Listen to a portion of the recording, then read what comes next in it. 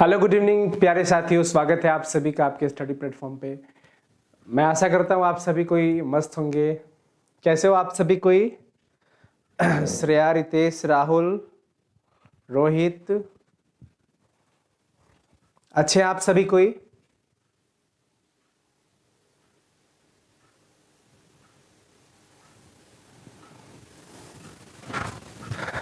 चलिए, बहुत बढ़िया। आप सभी कोई मस्त रहिए, हमेशा आगे बढ़ते रहिए, दिन दुना रात चौगुना तरक्की करे। आप सभी कोई माता पिता परिवार सर्व समाज का प्यार दुलार आशीर्वाद मिलता रहे, ताकि आप अपनी सफलता को जल्द ही और निश्चय ही आप अपनी सफलता को प्राप्त करें।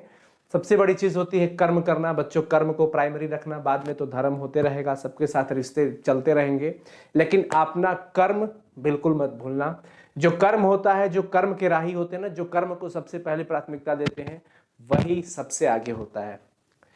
ठीक है बच्चों, हम बढ़िया है। थोड़ी हमारी तबीयत पिछले 2 से 3 दिनों से काफी गड़बड़ चल रही है, फिर भी आज कुछ रिलैक्स फील हुआ तो आप सबके सामने पेश हूं।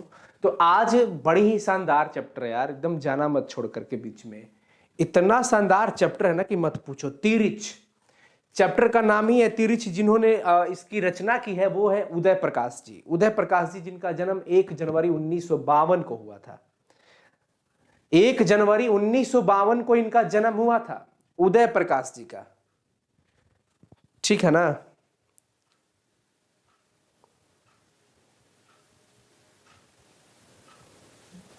हेलो बच्चों, आवाज जा रहा है क्या?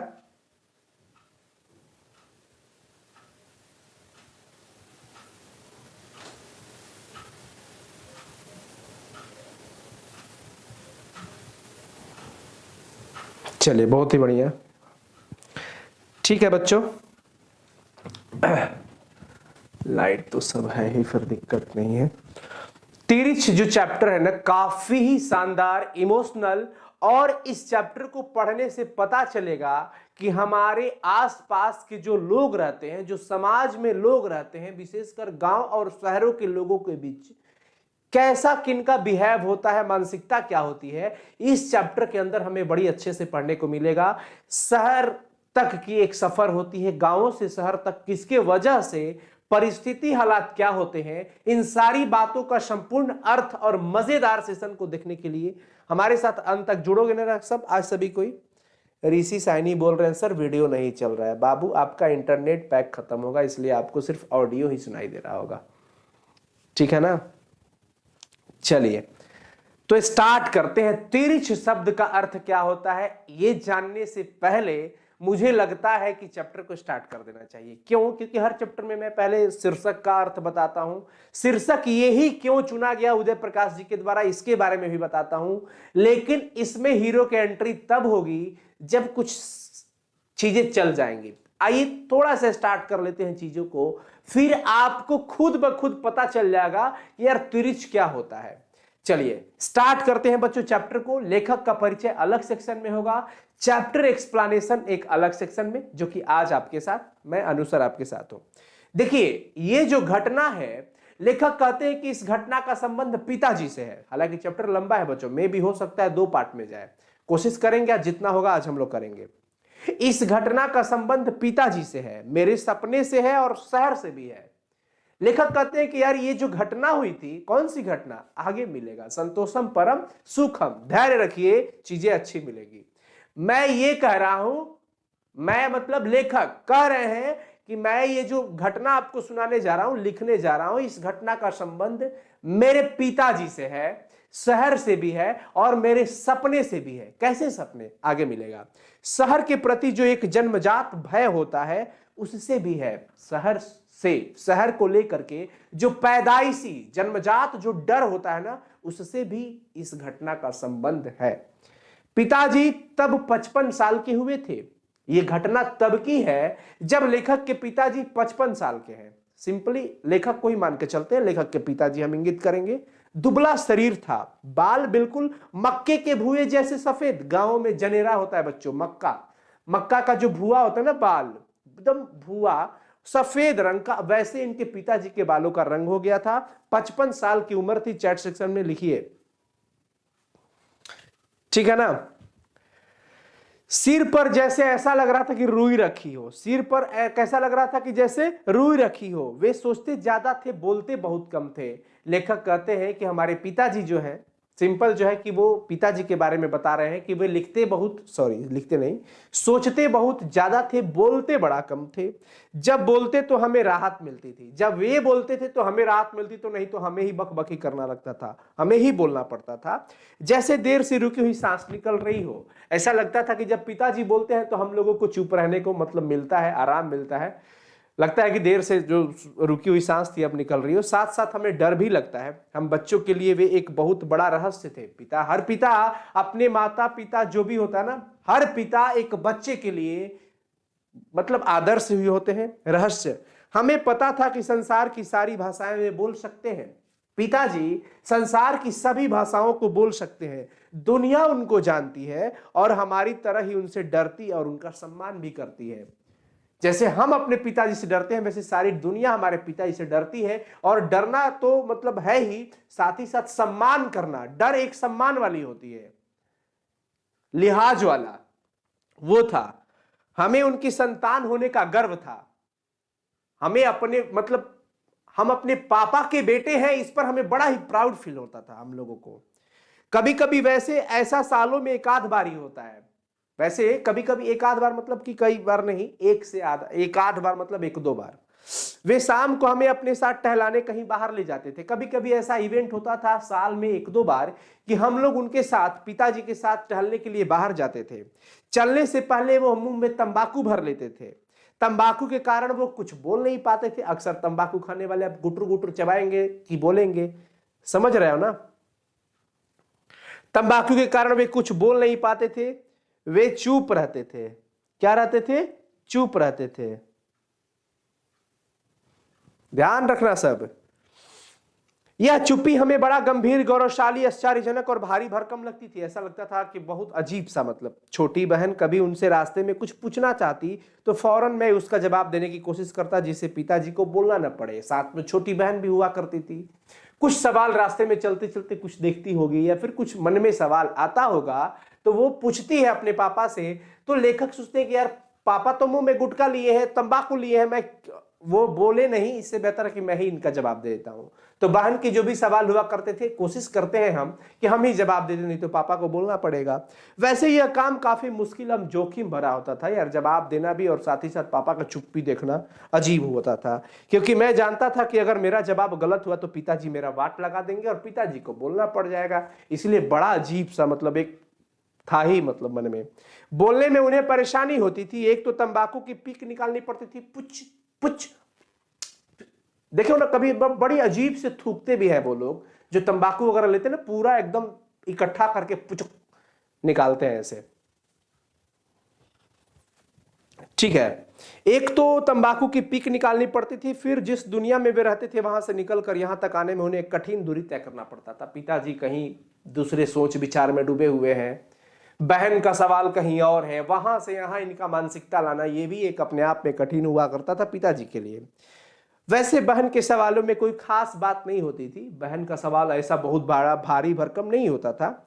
बस यही पूछ लिया करती थी कि अच्छा सामने छिवले, छिवले मतलब एक पेड़ होता है, छिवले की सूखी टहनी पर बैठी उस चिड़िया को क्या कहते हैं? अच्छा उस चिड़िया को क्या कहते हैं? अच्छा उसको क्या कहते हैं? ये क्या है? बस यही छोटा मोटा सवाल बहना का हुआ करता था। मैं चूंकि सारी चिड़ियों को जानता था इसलिए मैं बता सकता था कि देखो वह नीलकंठ है, दशहरे के दिन में उसे जरूर देखना चाहिए। मेरी कोशिश रहती थी कि पिताजी को आराम मिले, उन्हें ना बोलना पड़े और बहन का जवाब मैं ही दे दूं। समझ आ रहा है क्या? समझ आ रहा है बच्चों? एक बार बताएं। मेरी और मां की दोनों की पूरी कोशिश रहती कि पिताजी अपनी दुनिया में सुख चैन से रहे। मैं और मम्मी हम दोनों यही चाहते थे कि पापा हमारे बड़ी सुख चैन से रहें, अपनी दुनिया में मस्त रहें। जैसे भी हो वह दुनिया हमारे लिए बड़ा ही रहस्यपूर्ण था, लेकिन हमारे घर की और हमारे जीवन की बहुत सी समस्याओं का अंत पिताजी वहीं रहते हुए करते थे। पिताजी घर में रहते हुए, वहीं पे रहते हुए सारा काम, जो भी समस्या आता था सब निपटा देते थे।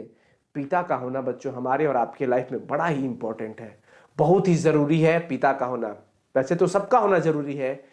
माता अपने जगह पे है, पिता भी अपनी जगह पे है। माता का स्थान पिता नहीं ले सकते, पिता का स्थान माता नहीं ले सकती। सब अपने अपनी जगह पे आदर्श चरित्रवान, गुणवान, महानतापूर्ण है।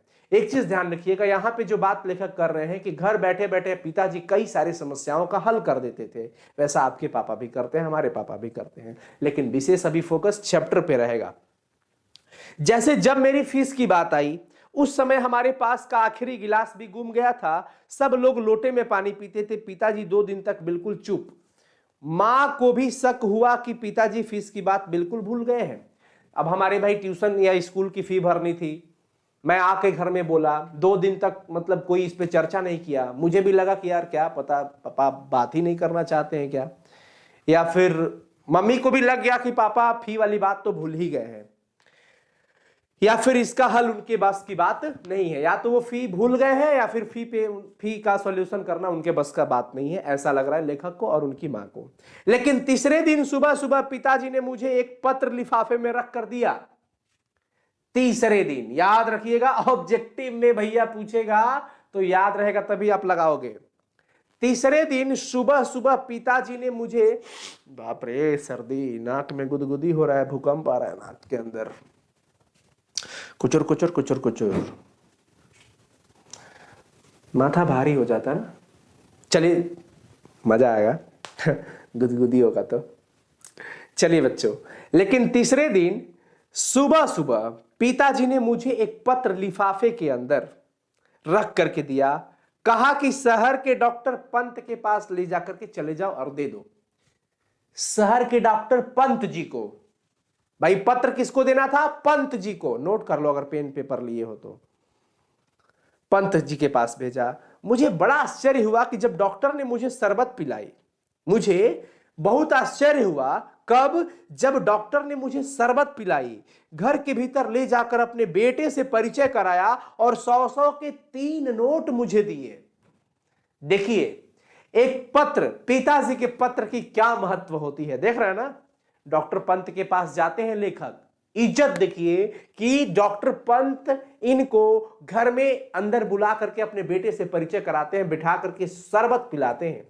100-100 के 3 नोट। कितने नोट? चैट सेक्शन में लिखो ना सभी, कितने नोट?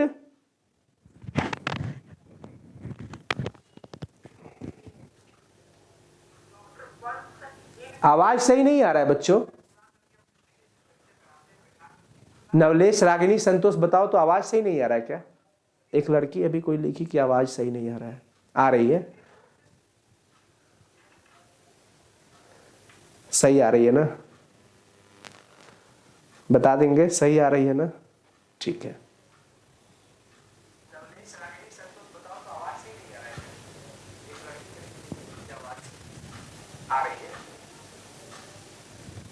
चलिए प्यारे बच्चों, आवाज सही है, आगे चलते हैं। फिर 3 नोट मुझे दिए। हम पिताजी पर गर्व करते थे, प्यार करते थे, उनसे डरते थे, सम्मान करते थे और उनके होने का एहसास होता था जैसे हम किसी किले में रह रहे हो। ऐसा लगता था कि यार कि हम कोई बुर्ज खलीफा में रह रहे हैं, मतलब बुर्ज में, यहां पे लिखा भी है, ऐसा किला जिसके चारों ओर गहरी नहरें खुदी हुई हो, बुर्जे बहुत ऊंची हो, जो वो होता है ना, क्या बोलते हैं ऐसे, गुंबद टाइप का, बहुत ऊंची हो, दीवारें सख्त लाल चट्टानों की बनी हुई हो और हर बाहरी हमले के सामने हमारा किला अभेद हो।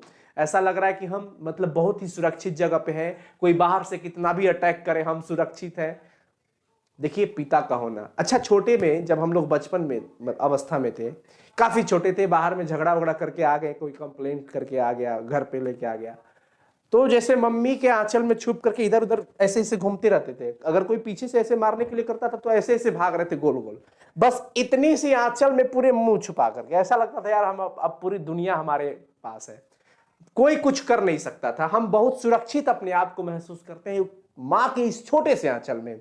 भले आंचल का टुकड़ा काफी छोटा हो लेकिन सारी दुनिया को ढक लेता है। ऐसा लगता है सारी दुनिया से बच गए हम सुरक्षित जगह पर आ गए हैं। ऐसा होता है कि नहीं आता है, बताइए? ऐसा होता है ना? होता है ना बच्चों? यस। तो पिताजी का होना, मां का होना बहुत इंपॉर्टेंट होता है। वैसे भी इमोशनल नहीं होने का, जिनके मम्मी पापा नहीं है, बस उनका शरीर नहीं है, बाकी उनका आशीर्वाद हमेशा आपके साथ है, भावनाएं उनकी आपके साथ हैं। और एक बात ध्यान रखिएगा, हमारी मम्मी पापा आपके भी मम्मी पापा हैं, इसलिए सबको कद्र करो। फीलिंग वही आएगा बच्चों, इमोशनल नहीं होने का।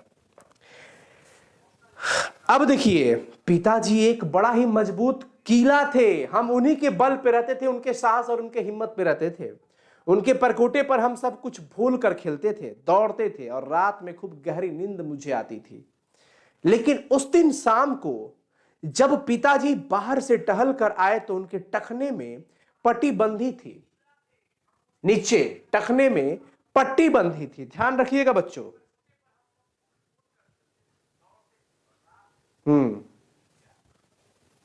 चलिए आगे देखते हैं। पैर में क्या था? पट्टी बंधी थी। थोड़ी देर में गांव के कई लोग वहां आ गए।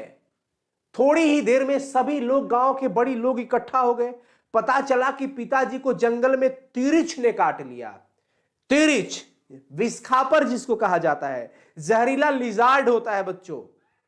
पता चला कि पिताजी के पैर में पट्टी बंधी हुई है। कई लोग गांव के वहां पे इकट्ठा हुए हैं देखने के लिए। अरे बाप, ये क्या हो गया? पता चला लिजार्ड ने यानी कि विस्खापर तिरिछ ने काट लिया है। हम सब जानते थे कि तिरिछ के काटने पर आदमी बच ही नहीं सकता। रात में लालटेन की धुंधली मटेली रोशनी में गांव के बहुत से लोग आंगन में आकर के जमा हो गए। बड़ी लोग देखने आ गए। डर तो ऐसे ही बढ़ता जाता है। पिताजी उनके बीच थे, जमीन पर बैठे हुए थे। फिर पास के गांव का चुटुआ नाई भी आया था। नाई मतलब बाल काटने वाला, चुटुआ नाम था उसका। नाई का नाम क्या था बच्चों?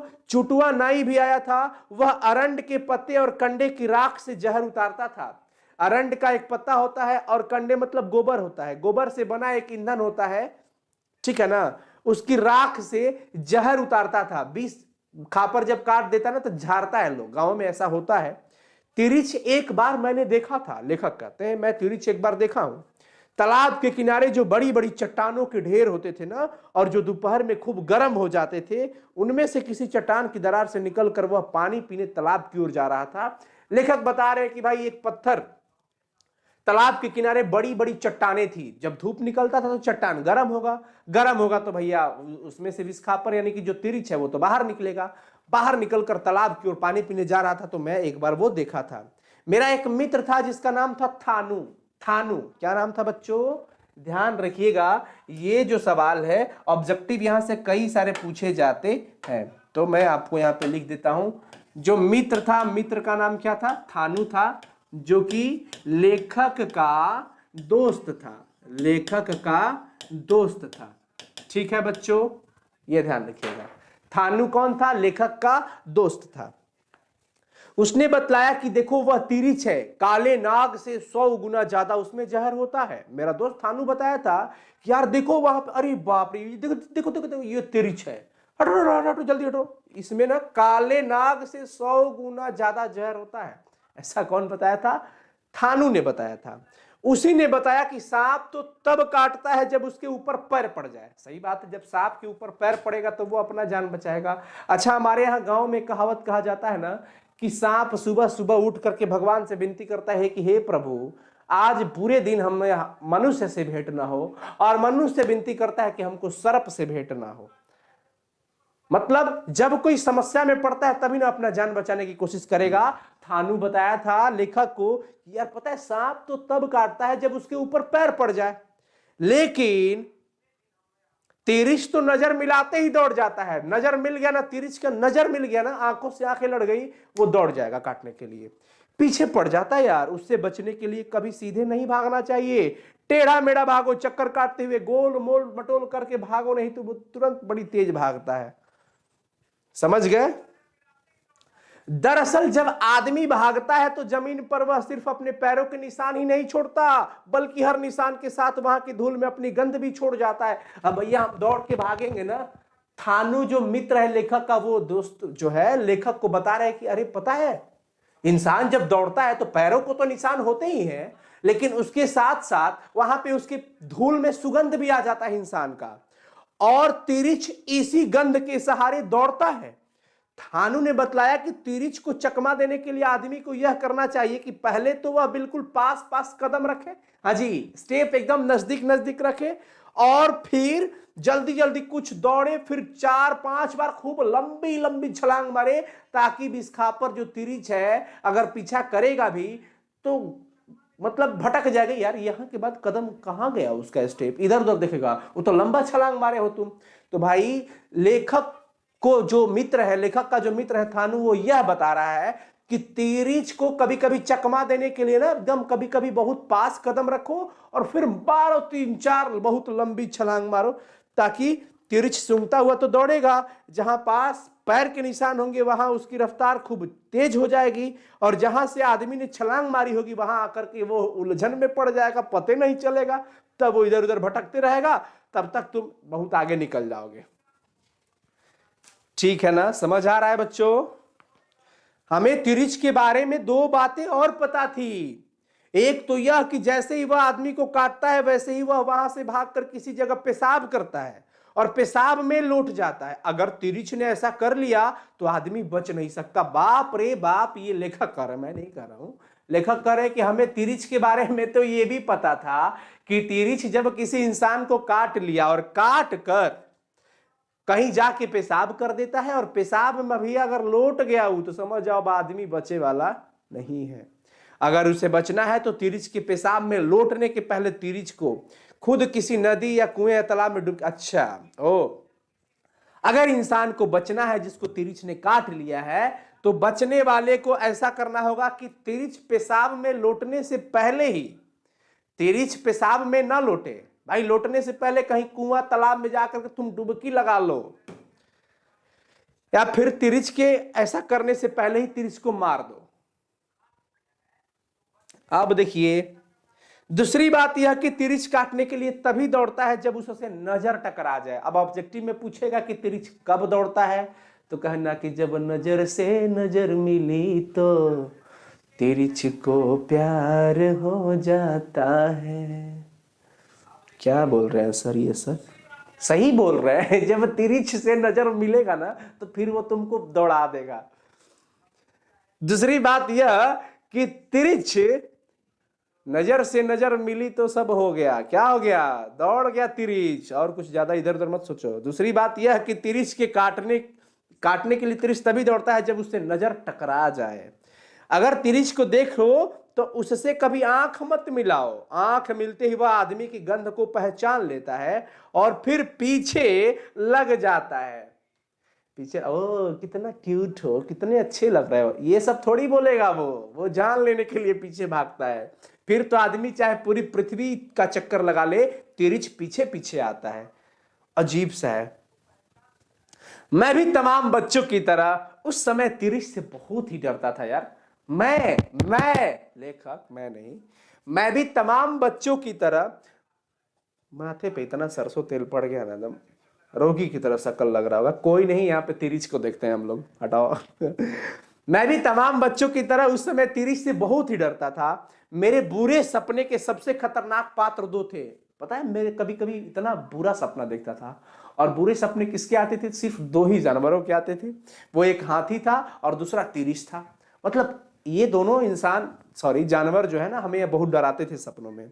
हाथी तो फिर भी दौड़ता दौड़ता थक जाता था और मैं पेड़ पे चढ़ के बच जाता था सपनों में, लेकिन बाप रे बाप, तिरिच के सामने इंद्रजाल में मैं बंध जाता था। मैं सपने में कहीं जा रहा होता तो अचानक ही किसी जगह वह मिल जाता है तिरिच।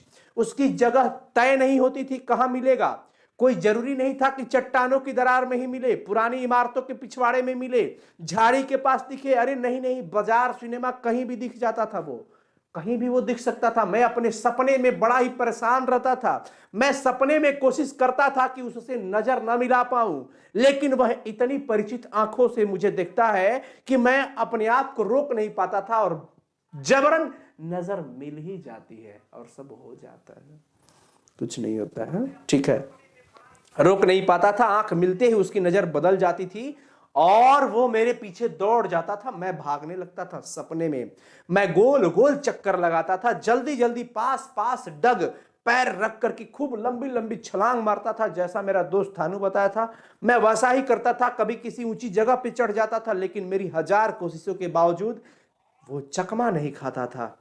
वह मुझे बहुत घाघ, समझदार, चतुर और खतरनाक लगता था यार। मुझे लगता कि वह मुझे बहुत खूब अच्छी तरह से जानता है। ऐसा लगता था कि वो तिरिच मुझे अच्छी तरह से जानता है, पहचानता है, हमेशा मेरे पीछे पड़ा रह जाता है।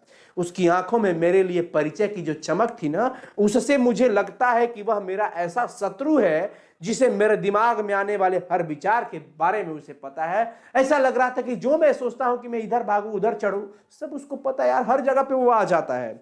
मेरा सबसे खौफनाक, यातनादायक, भयाक्रांत, डर और बेचैनी वाला जो भरा था सपना यही था।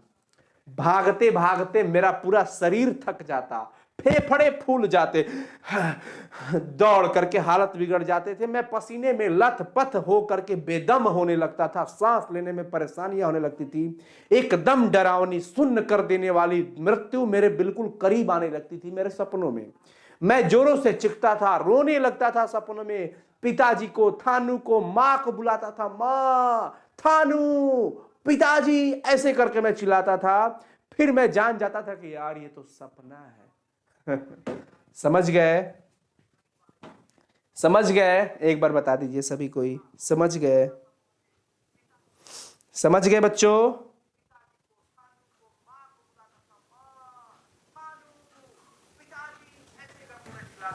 जी हाँ, वेरी गुड।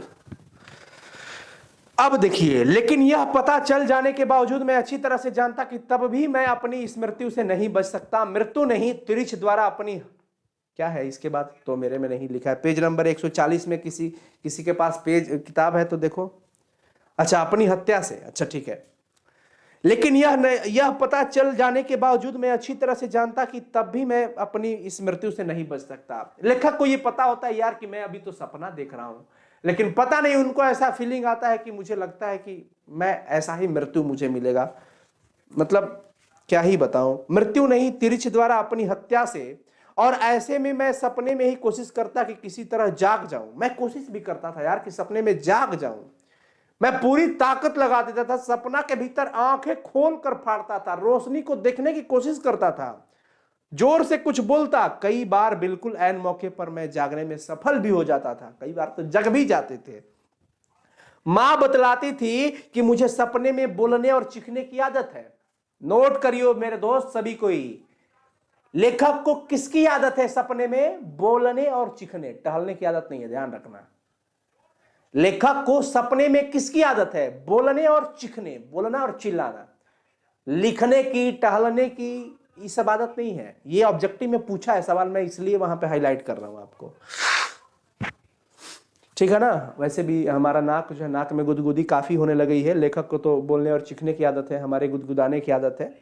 कई बार उन्होंने मुझे नींद में रोते हुए भी देखा था। कई बार माँ जो है ना, मुझे नींद में रोते हुए देखी है। ऐसे में उन्हें मुझे जगा डालना चाहिए, लेकिन वे मेरे माथे को सहलाकर मुझे रजाई से ढक देती थी। जब मैं रोता था तो मेरी माँ को जगाना चाहिए मुझे, लेकिन नहीं, माँ है ना, मेरी माथा सहला करके रजाई से मुझे ढक दिया करती थी। मैं उसी खौफनाक दुनिया में अकेला, मुझे छोड़ दिया जाता था यार। मैं फिर वापस उसी दुनिया में चला जाता था, अपनी मृत्यु बल्कि अपनी हत्या से बचने की कोशिश में मैं भागता था, दौड़ता था, चिखता था सपनों के अंदर। वैसे धीरे धीरे मैंने अनुभवों से यह जान लिया था कि आवाज ही ऐसे मौके पर मेरा सबसे बड़ा अस्त्र है। लेकिन मुझे अनुभव हो गया था कि मैं तभी इस सपनों से दूर भागूंगा, अपनी मृत्यु से दूर भागूंगा, जब मैं जोर से चिल्ला दूंगा, सब आ जाएंगे या फिर मैं नींद खुल जाएगा, जिससे मैं तिरिच से बच सकता था। तो आवाज ही उनका मेन अस्त्र था। लेकिन दुर्भाग्य से हर बार इस अस्त्र की याद मुझे बिल्कुल अंतिम समय पर आती थी। लेकिन क्या ही बताऊं, दुर्भाग्य कहो, बुरा लक कहो, बैड लक कहो मुझे, कि हर बार चिल्लाने वाला आइडिया हमेशा लास्ट में ही आता था। जब पूरा थक जाते थे, मतलब हालत बिगड़ जाता था तिरिच से, तब लास्ट में याद आता था। तब जब मुझे वह बिल्कुल पा लेने वाला होता, ऐसा लगता था कि अब मुझे मतलब पा ही लिया तिरिच, जा अब क्या। तब सपना टूटा, आवाज में चिल्लाया, अरे बाप रे बाप, सपना ही था। अच्छा, कभी कभी बड़ा ही अजीब सा सपना आ जाता है ना। अपनी हत्या की सांसें मुझे छूने लगती थी, मौत के नशे से भरे एक निर्जीव लेकिन डरावने अंधेरे से मैं घिर जाता था। लगता था मेरे नीचे कोई ठोस आधार नहीं है। बड़ा ही, मतलब मैं अनाथ टाइप का हो जाता था। वहां पे ऐसा लगता था यार मेरा जीवन में कोई है ही नहीं, तिरिच मुझे मारने वाला है, मार ही रहा है, अब क्या पकड़ लिया, जा जा जा, पकड़ा गया। तेरी की जय रहो। जब वो मुझे बिल्कुल पानी ले लगता था मेरे नीचे कोई ठोस आधार नहीं है, मैं हवा में हूं, और वह पल आ जाता जब मेरे जीवन का अंत होने वाला होता। ऐसा लगता था कि अरे बाप रे, अब तो अंत ही होने वाला है, अब तो अंत ही होने वाला है। तिरिच का फोटो किसी को देखना है? लिजार्ड विस्खापर नहीं देखे हो? गूगल पे सर्च कर लेना। वैसे तो दिखाया जा सकता है, लेकिन फिर पीपीटी वगैरह है ना, फिर रहने दो। कितना मस्त अपना तिरंगा दिख रहा है, कितना बढ़िया है। काहे परेशान हो? आओ आर्मी वालों से मिलते हैं। देखो आर्मी वाले से मिलते हैं यार। एक बार लगाओ सब इंडियन आर्मी की जय हो। हाँ, गांव में हुआ करते हैं, जंगलों में, गांवों के जो जंगल होते हैं ना बच्चों, उसमें लिजार्ड पाए जाते हैं, ठीक है ना। मगरमच्छ से छोटा और छिपकली से बड़ा होते हैं। मगरमच्छ से छोटा और छिपकली से बड़ा आकार के होते हैं, जिसको विस्खापर यानी कि लिजार्ड कहा जाता है, तिरिच। गोहिया, हाँ जी, हाँ हाँ हाँ, सही, समझ गए समझ गए।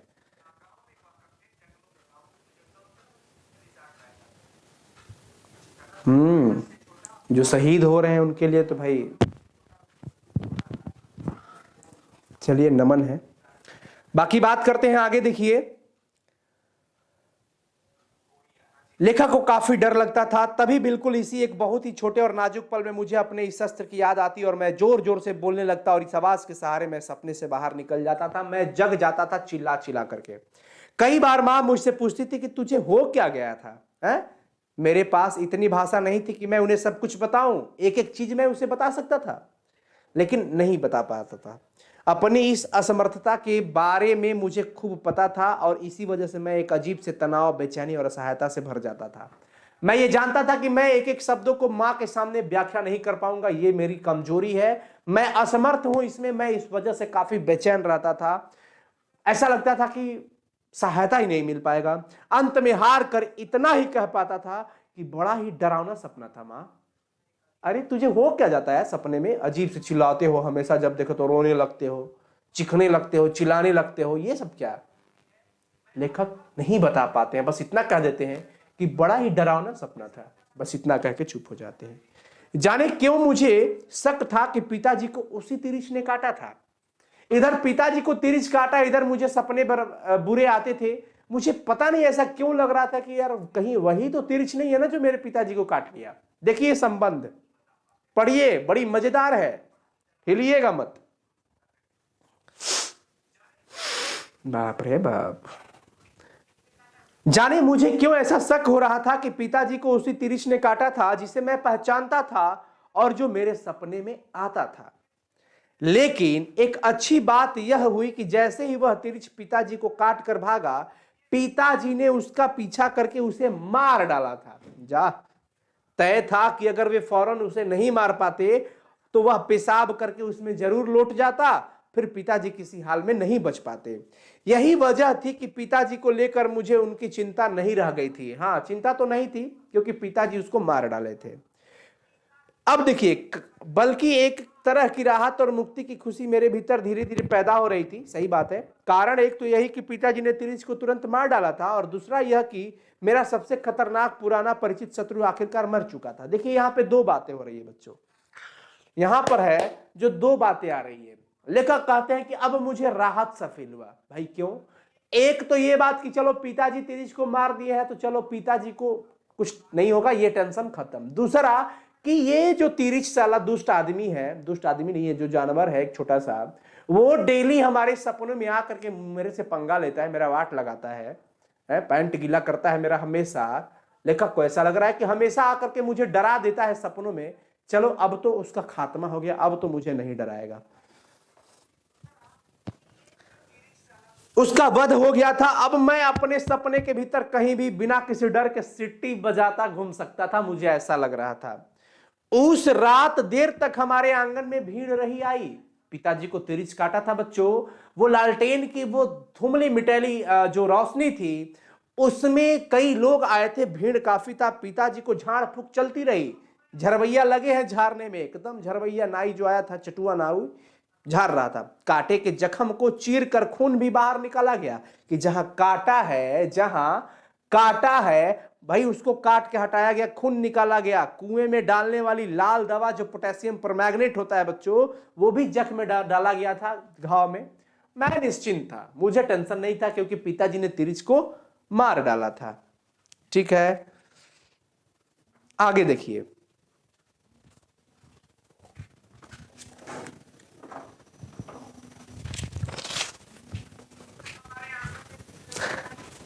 एक मिनट बच्चों, एक मिनट।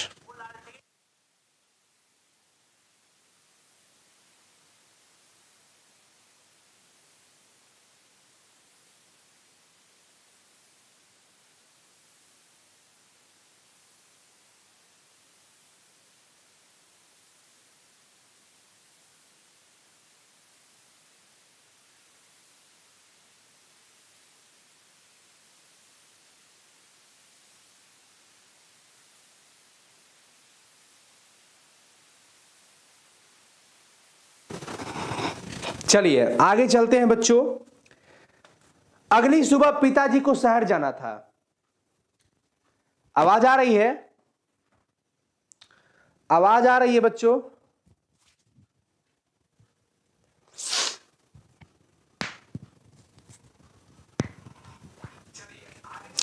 अगली सुबह पिताजी को शहर जाना था। अदालत में पेशी थी, तारीख था, अदालत में हाजिरी लगाना था। उनके नाम सम्मन आया था, जो संदेश आता है वहां से तारीख का, वहां पे जाना था। हमारे गांव से लगभग 2 किलोमीटर दूर निकलने वाली सड़क से शहर के लिए बसें गुजरती थी। गांव से 2 किलोमीटर की दूरी पर गाड़ी मिलती थी शहर जाने के लिए, नोट करके रखना। उनकी संख्या दिन भर में मुश्किल से 2 या 3 थी। गाड़ी दिन भर में 2 या 3 गाड़ियां मिलती थी समय से। गनीमत थी कि पिताजी जैसे ही सड़क तक पहुंचे, शहर जाने वाला पास के गांव का एक ट्रैक्टर ही उन्हें मिल गया। ये तो महान ही समझो, अच्छा ही समझो, बैड लक मत समझो, गुड लक समझो, कि पिताजी जैसे सड़क पे गए तब तक एक ट्रैक्टर जा रही थी गांव से शहर की ओर, उस पे बैठ गए। ट्रैक्टर में बैठे हुए लोग पहचान के थे, वो तो पिताजी को जानते भी थे। ट्रैक्टर 2-2.5 घंटे शहर में पहुंच जाने वाला था। 2-2.5 घंटा लगता था शहर जाने में, यानी अदालत खुलने से काफी पहले। अदालत अभी भाई काफी टाइम है खुलने में, तब तक पिताजी पहले ही पहुंच जाते। रास्ते में तिरिच वाली बात छिड़ गई। भाई अब पहचान के लोग हैं तो चर्चा तो छिड़ ही जाती है। अजी आपको तिरिच काटा था ना? अरे महाराज मत पूछिए, रतबे को काट दिया था, बड़ी लोग आए थे देखने के लिए, ऐसा लग रहा था कि मैं, समझ गया ना? अब देखिए बच्चों, बात छिड़ गई। पिताजी ने अपना टखना उन लोगों को दिखाया, वो पैर अपना दिखाते हैं उन लोगों को। ट्रैक्टर में पंडित राम अवतार भी थे, गांव के एक थे कोई, देखिए अब आगे चर्चा आएगा, जिनका नाम था पंडित राम अवतार। उन्होंने बतलाया कि तिरिच के जहर की एक खासियत यह भी है कि कभी कभी यह 24 घंटे बाद ठीक उसी वक्त, जिस वक्त पिछले दिन तिरिच काटता है, अपना असर दिखाता है। राम अवतार जी बताते हैं ट्रैक्टर में कि अरे महाराज जी ये भी ध्यान रखिएगा, कभी कभी तो ऐसा भी होता है कि तिरिच जिस वक्त पे काटता है ना, उसके जस्ट 24 घंटे बाद वो अपना असर दिखाता है, उसी टाइम पे। इसलिए अभी आप निश्चिंत नहीं होइए। ट्रैक्टर के लोगों ने पिताजी का ध्यान एक और बड़ी गलती की ओर खींचा। उनका कहना था कि यह तो पिताजी ने ठीक किया कि तिरिच को फौरन मार डाला, लेकिन इसके बाद भी तिरिच को यूं नहीं छोड़ना चाहिए था, उसे कम से कम जला देना चाहिए था। अब लीजिए, और एक बहुत बड़ी समस्या आ गई। लोग तो कह रहे थे कि देखिए पिताजी ने तिरिच को मार दिया, ये तो ठीक है, लेकिन मार दिए उसके बाद उसको कम से कम जला देना चाहिए था यार। उन लोगों का कहना था कि बहुत से कीड़े मकोड़े और जीव जंतु रात में चंद्रमा की रोशनी में दोबारा जी जाते हैं। हाँ ये सही बात है, हम लोग भी सुने हैं ये बात कि, और गांव के लोगों का भी ये कहना था इसमें भी, कि बहुत से कीड़े मकोड़े ऐसे होते हैं जो चंद्रमा की रात में वो जीव जंतु जग जाते हैं, मतलब कि वो जी उठते हैं, जी जाते हैं। चांदनी में जो ओस और शीत होती है ना, उसमें अमृत होता है। सही बात है। आपको पता है शरद क्या था, पर शरद पूर्णिमा था, खीर बना के रखा जाता है, बड़ा ही मतलब शीतल हो जाता है, मजा आता है खाने में। तो आप देखो वैसे ही कहा जाता है कि चांदनी में शीत और ओस होती है, उसमें अमृत होता है। और कई बार ऐसा देखा गया है कि जिस सांप को मरा हुआ समझकर रात में लोग ऐसे ही फेंक देते थे ना, उसका शरीर चांद की शीत में भींग करके दोबारा जी उठता है और वो वहां से लापता होता है, भाग जाता है, फिर वह हमेशा बदला लेने की ताक में घूमते फिरता है। ट्रैक्टर के लोगों को शक था कि कहीं ऐसा ही ना हो जाए कि तिरिच पर चांदनी की ओस पड़े, शीत पड़े और फिर वापस वो जग जाए। अरे बाप रे बाप, फिर वो पेशाब करके लौट जाता तो फिर पिताजी की इधर वाट लग जाती। अब देखिए क्या हो रहा है। ट्रैक्टर के नहीं, बारिश हर जगह नहीं हो रही थी रागनी, हमारे यहां बारिश नहीं था, खीर को बाहर ही रखे थे हम लोग, बारिश उस दिन नहीं थी। तुम्हारे यहां हो रही होगी वो अलग बात है। ट्रैक्टर के लोगों को शक था कि कहीं ऐसा ना हो कि रात में जी उठने के बाद तिरिच पेशाब करके उसमें लौट जाए। बाप रे बाप, अब क्या होगा। ऐसा हुआ तो 24 घंटे बीतते बीतते ठीक उसी घड़ी के आने पर, उसी समय के आने पर तिरिच का जानलेवा जहर पिताजी के चढ़ना शुरू हो जाएगा। बाप रे। उन लोगों ने सलाह भी दी कि पिताजी को वहीं से वापस लौट जाना चाहिए और अगर संजोग से उस तिरिच की लाश उस जगह पड़ी हुई हो तो उसे अच्छी तरह जलाकर राख कर देना चाहिए। ट्रैक्टर के लोगों ने ऐसा सजेस्ट किया, उनको सलाह दिया कि काम कीजिए, अभी से आपको तो वापस लौट जाना चाहिए। रास्ते में कहां जा रहे हैं आप, मान लीजिए कि ऐसा का तैसा हो जाए, फिर कौन देखेगा रास्ते में आपको। और दूसरी चीज कि आप जाइए, जा करके आपको तो उधर जाना चाहिए, अगर तिरिच मिल जाए तो जला के उसको राख कर देना चाहिए। लेकिन पिताजी ने बताया कि अरे भाई मैं कैसे जाऊं, अदालत में पेशी है, मुझे जाना है वहां। तो अच्छी तरह पेशी बहुत जरूरी थी। यह तीसरा भाई आया था, तारीख था, और अगर इस बार वो अदालत नहीं जाते ना तो फिर वारंट निकल जाता और टांग करके चले जाते। पेशी भी हमारे मकान को लेकर के थी जिससे हमारा परिवार रह रहा था। वकील को पिछले 2 बार की पेशी में फीस भी नहीं दी जा सकी थी और कहीं अगर उसने लापरवाही दिखला दी तो जज सनक गया तो हमारी कुर्की डिक्री भी करवा सकता था। कुर्की जब्ती कहा जाता है, पूरा घर का दरवाजा खिड़की वगैरह सब कुछ लेके चले जाते हैं पुलिस लोग। विचित्र स्थिति थी यार। इधर कुर्की जब्ती से ना हो घर का जहां पे हम रह रहे थे, जिसमें हम अपने आप को गर्व फील किया करते थे, इधर तिरिच वाली कंडीशन चल रही थी। पिताजी को अदालत में पेशी करने जाना जरूरी था, तिरिच का जहर का पता नहीं क्या होने वाला है। विचित्र स्थिति आ गई थी। अगर पिताजी उस तिरिच की लाश को जलाने के लिए ट्रैक्टर से उतरकर वहीं से गांव लौट आते तो वारंट के तहत हम लोग गिरफ्तार हो जाते और हमारा घर हमसे छीन जाता, अदालत हमारे खिलाफ हो जाती। लेकिन पंडित राम अवतार एक वैद्य थे। पंडित राम अवतार एक वैद्य थे। अब ये भी सवाल आपसे ऑब्जेक्टिव में पूछा जाएगा कि पंडित राम अवतार क्या थे, तो आप कहना कि भाई वो वैद्य थे। ज्योतिष पंचांग के अलावा उन्हें जड़ी बूटियों की भी काफी अच्छी जानकारियां थी। उन्होंने बताया कि एक तरीका ऐसा है जिससे पिताजी पेशी में हाजिर भी हो सकते हैं और तिरिच के जहर से 24 घंटे के बाद बच भी सकते हैं। राम अवतार ने ये बात बताया कि ए भाई सुनो, एक उपाय है जिससे तुम अदालत में जा भी सकते हो और तिरिच का जहर जो है ना 24 घंटा के बाद तुम्हें कुछ कर भी नहीं सकता है। उन्होंने बताया कि चरक का निचोड़ इस सूत्र में है कि 20 ही 20 की औषधि देता है। भाई लोहा लोहा को काटता है तो 20 ही 20 को दवा देता है। अगर धतूरे की बीज कहीं मिल जाए और वह तिरिच की जहर की काट तैयार कर सकते हैं हम लोग। एक काम करो, कहीं धतूरे की बीज मिल जाए। बच्चों बताइए सभी कोई, ऑडियो नहीं मिल रहा है क्या? ऑडियो मिल रहा है ना? एक बार सभी कोई बता दो।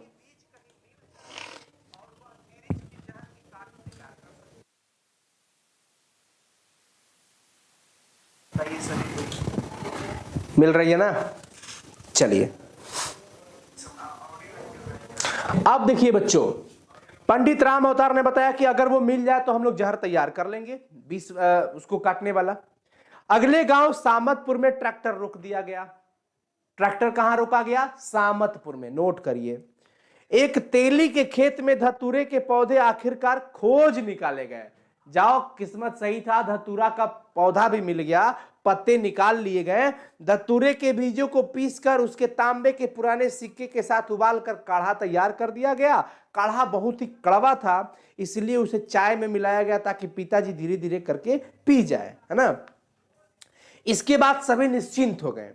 एक बहुत बड़े खतरे से पिताजी को निकालने की कोशिश हो रही थी। लगातार लोग कोशिश कर रहे थे कि पिताजी को एक खतरे से बाहर निकाला जाए। वाह, अभी काफी पेज है, कोई बात नहीं, चलिए ना। वैसे मुझे तिरिच के बारे में तीसरी बात भी पता थी। 2 बात तो पहले पता था, अब तीसरी बात लेखक को क्या पता है, जो पिताजी के जाने के कई घंटे बाद अचानक याद आ गई थी। पिताजी जब शहर निकल गए थे तब मुझे याद आया था उसके बारे में। किसके बारे में? वो तिरिच के बारे में। वो यह बात था कि यह बात सांप की उस बात से मिलती जुलती थी जिसके फलस्वरूप आगे चलकर कैमरे का आविष्कार हुआ था। माना यह जाता था कि अगर कोई आदमी सांप को मार दे रहा हो या मार रहा हो तो अपने मरने से पहले वह सांप अंतिम बार अपने हत्यारे के चेहरे को पूरी तरह से बड़ा गौर से देखता है। आदमी उसकी हत्या कर रहा होता है और सांप टकटकी बांधकर उस आदमी के चेहरे की एक एक बारीकी को अपनी आंख के भीतरी पर्दे में दर्ज कर रहा होता है। सांप की मृत्यु के बाद सांप की आंख के भीतरी पर्दे पर उस आदमी का चित्र बिल्कुल स्पष्ट दिख जाता है। बाद में आदमी के जाने के बाद उस सांप का दूसरा जोड़ा जो आएगा वो उस सांप की आंखों में भीतर देखेगा और उस चेहरे को पहचान कर उसको मारने की कोशिश करेगा, बदला लेने की फिराक में रहता है। ये बात तो हम लोग भी सुने हैं, ये हम लोग भी सुने हैं, हम अपने विशेष बता रहे हैं। हम लोग भी गांव में सुने हैं कि कई ऐसे सांप होते हैं जो अपने आंखों में ना मारने वालों की एकदम चेहरा कैच कर लेते हैं। अब देखो बच्चों, मतलब कि हर सांप उसका शत्रु हो जाता है। मुझे शक था कि मरे हुए तिरिच की आंख के भीतरी पर्दे पर पिताजी का चेहरा दर्ज न हो जाए। कहीं अगर ऐसा हमारे पिताजी के साथ हुआ हो कि तिरिच के आंखों में हमारे पापा का चेहरा दर्ज हो जाए, यार तो मरने के बाद भी दूसरा तिरिच उसे देख लेगा तो पिताजी की फिराक में रहेगा। बाप रे बाप, कोई दूसरा तिरिच आकर उस लाश की आंख में झांकेगा और पिताजी वहां पहचान लिए जाएंगे। मेरे भीतर इस बात को लेकर बेचैनी पैदा हो जाती है। पिताजी ने यह सतर्कता क्यों नहीं की? पिताजी अपने क्यों नहीं चेहरे छुपाए? ओहो, बड़ा दुख हो रहा है। उन्हें तिरिच को मारने के साथ ही किसी पत्थर से उनकी दोनों आंखें क्यों नहीं कुचली? कम से कम दोनों आंखें कुचलकर फोड़ देना चाहिए था पिताजी को। लेकिन अब क्या हो सकता था? पिताजी तो शहर जा चुके थे और मेरे सामने उलझन और चुनौती थी कि गांव के पास फैले इतने बड़े जंगल में मैं कैसे उस तिरिच को ढूंढ निकालूं? कहां मारे हैं, किस जगह मारे हैं, क्या पता। मैं थानू के साथ बोतल में मिट्टी का तेल, दिया सलाई, डंडा लेकर जंगल में तिरिच की खोज में भटकता रहा। मैं उसे अच्छी तरह पहचानता था, बहुत अच्छी तरह। थानू बेचारा बड़ा निराश था। फिर मुझे अचानक ही ऐसा लगने लगा कि इस जंगल को मैं अच्छी तरह जानता हूं। एक एक पेड़ मेरा परिचित निकलने लगा। यार ऐसा अचानक सुनने लगा कि अरे ये पेड़, इसे तो मैं देखा हूं। अरे ये वाला, ये सब परिचित क्यों लग रहा है? ऐसा लगा यार मैं ये तो देखा हुआ है। लेखक को ऐसा लग रहा है कि मैं इन एक एक चीजों से परिचित हूं। इस जगह के बारे में मैं सपने में तिरिच से बचने के लिए भागा था। अरे मैं तो सपने में इसी जंगल से होकर के भागता था। अरे वाह, यही जंगल था। मैंने गौर से हर तरफ देखा, बिल्कुल यही जगह थी। मैंने थानू को बताया कि अरे देख देख देख देख देख, यहां पर तुरंत आगे एक पतली सी नाला दिखेगी। अरे गए तो दिख भी गया, यही जंगल। इसका मतलब वो तिरिच भी कहीं आसपास यही होगा। मैंने थानू को बताया नाले के ऊपर जहां बड़ी बड़ी चट्टाने हैं वहां कीकर का एक बहुत पुराना पेड़ है। कीकर का पेड़ है जिस पर बड़े शहद के छत्ते हैं मधुमक्खियां की। उन्हें देखकर लगता है कि वे कई शताब्दी पुराने हैं। मैं उस भूरे रंग की चट्टान को जानता था। वो बरसात भर नाले के पानी में आधी डूबी रहती थी और बारिश के बीतने के बाद जब बाहर निकलती थी तो उसकी खेहों में कीचड़ भर जाती थी और अजब अजब वनस्पतियां वहां से उगाती थी। चट्टान के ऊपर हरी काई एक परत सी जम जाती थी। इसी चट्टान की सबसे ऊपर वाली दरार में तिरिच रहता था। ये मैं सपनों में देखा हूं और ये सारे रास्ते मुझे परिचित लग रहे हैं। थानू इस बात को मेरी कल्पना मान रहा था। हट चुप रहा, तू कहां से देखा है? थानू दोस्त था, कहा चुप रहा, कितना फेंके जा रहा है यार। थानू का चल चल चल, सब सपने में देखे, कल्पना है, रियल नहीं है। तो भाई एक दोस्त है, कल्पना ही समझ रहा था बेचारा। लेकिन बहुत जल्द हमें वो नाला मिल गया। मैं जो थानू को बताया था कि देख आगे ना ऐसा पतला नाला मिलेगा, वहां इस तरीके के पेड़ होंगे, वहां ऐसे दरार हरे रंग की काई होगी, देखना वहां पक्का वो मिलेगा। जाओ, कीकर का वो बूढ़ा पेड़ भी मिल गया जिस पर शहद के छत्ते भी थे। वो चट्टान भी मिल गया। तिरिच की लाश चट्टान से जरा हटकर जमीन पर घास के ऊपर चीत पड़ी हुई थी। अरे देख, तू नहीं मानता था ना, कल्पना समझता था। देख यहां पे ये क्या है, मैं वही बता रहा था ना तुमको, मैं वही बता रहा था कि देख आगे वही चीज मिलेगा। मिल गया।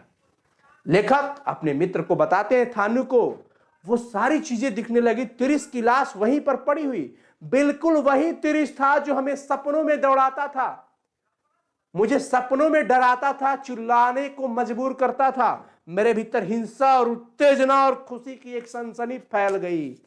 चल अब तो मर गया ये। थानू ने और मैंने सूखे पत्ते और लकड़ियां इकट्ठे की। अब तो गुस्से आ रहे हैं हमें, चल अब तो इसको जलाएंगे अच्छे से, भुंजिया बनाएंगे इसका।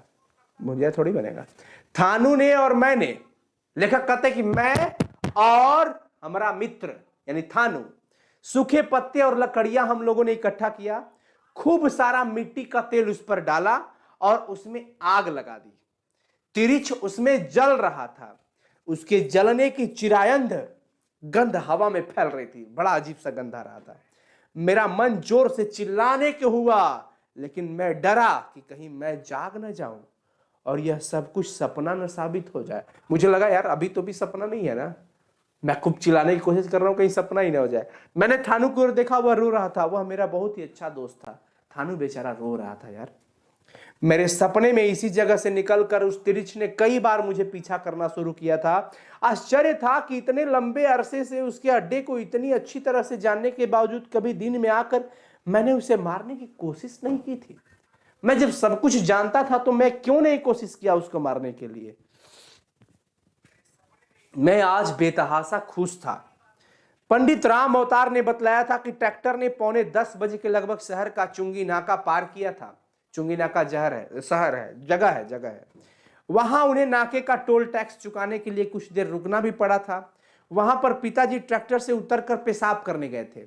राम अवतार जी बता रहे हैं कि देखो वहां पर जहां हम लोग टोल टैक्स भरने के लिए रुके थे, वहां से उसके जो पिताजी है ना, वो उतरे थे पेशाब करने के लिए। लौटने पर उन्होंने बताया कि उनका सिर कुछ घूम रहा था। पेशाब करके आए ना तो बता रहे थे कि मेरा सिरवा घूम रहा है, कुछ सिर घूम रहा है। तब तक पिताजी को धतूरे के काढ़ा पिए हुए करीबन 1.5 घंटा हो गए थे।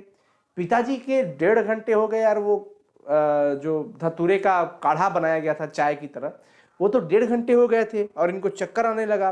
ट्रैक्टर में ही बैठे पलड़ा गांव के मास्टर नंदलाल भी जी बैठे थे। नंदलाल एक मास्टर थे।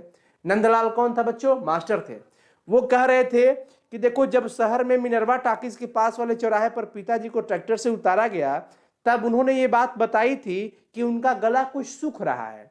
अब लो टाकीज के पास उतारा गया था तो वहां पर वो बता रहे थे कि उनका गला सूख रहा है। वे थोड़ा परेशान भी थे क्योंकि अदालत जाने का रास्ता उन्हें मालूम नहीं था। मिनरवा टाकीज के पास, ध्यान रखिएगा, शहर के लोगों से पूछ पूछ कर कहीं जाने में उन्हें बहुत तकलीफ होती थी। ये सारी कहानी बताई जा रही है। नंदलाल जी बता रहे थे कि देखो पिताजी जब तुम्हारा मिनरवा टाकीज के पास वाले चौराहा पे थे ना, तो वो हमसे बताए थे कि उनके गले सूख रहे हैं और उनको अदालत में जाने का रास्ता ठीक से पता नहीं चल पा रहा था और कहीं कहीं पूछ करके इधर उधर जाना, भटक रहे थे बेचारे, है ना। पिताजी के साथ एक दिक्कत यह भी थी कि गांव या जंगल की पगडंडियां तो उन्हें याद रहती थी, पर शहर की सड़कों को वो भूल जाते थे। पिताजी गांव के सारे गली नली डरार सबको याद रखते थे, लेकिन शहर की वो सड़कों को भूल जाते थे, कौन रास्ता किधर जाने वाला है। शहर में बहुत कम जाते थे, जाना ही पड़े तो अंतिम समय में वो मतलब कोशिश करते थे कि ना जाए, लेकिन मजबूरी था तो जाना ही पड़ा था। कई बार तो ऐसा भी हुआ कि पिताजी सारा सामान लेकर के शहर के लिए रवाना हुए हैं और बस के अड्डे पर से, जहां बस स्टैंड होता है, वहां से वापस आ गए और बहाना कहते कि जा बस छूट गई जा। कई बार लेखक करेंगे यार, कई बार तो ऐसा हुआ है पिताजी शहर नहीं जाना चाहते थे, बड़ा ही टालते थे, नहीं छोड़ो ना हटाओ। कई बार कभी मजबूरी हुआ करता था तो सामान वगैरह पूरा पैक करके ले जाते थे और जा करके बस स्टैंड से वापस आ जाते थे। कहते थे कि यार बस छूट गई, अब क्या करें, अब का जान मारोगे सब, बस छूट गई तो हम क्या करें। लो पिताजी ने बस को देखा होगा, फिर वे कहीं बैठ गए होंगे पेशाब करने या फिर पान खाने के चक्कर में। फिर उन्होंने देखा होगा कि जा बस तो छूट रही है। उन्होंने जरा सा इंतजार किया होगा, जब बस ने रफ्तार पकड़ ली होगी तब वे कुछ दूर तक लौटे होंगे धीरे धीरे। मतलब ऐसे हुआ करते थे हमारे पिताजी। ट्रैक्टर से मिनरवा टाकीज के पास वाले चौराहे पर सिंधवाच कंपनी एक दुकान था जिसका नाम था सिंधवाच कंपनी। देखिए ट्रैक्टर से मिनरवा टाकीज, देख रहे हो कि सब सो गए बच्चों, सोए नहीं हो ना सब।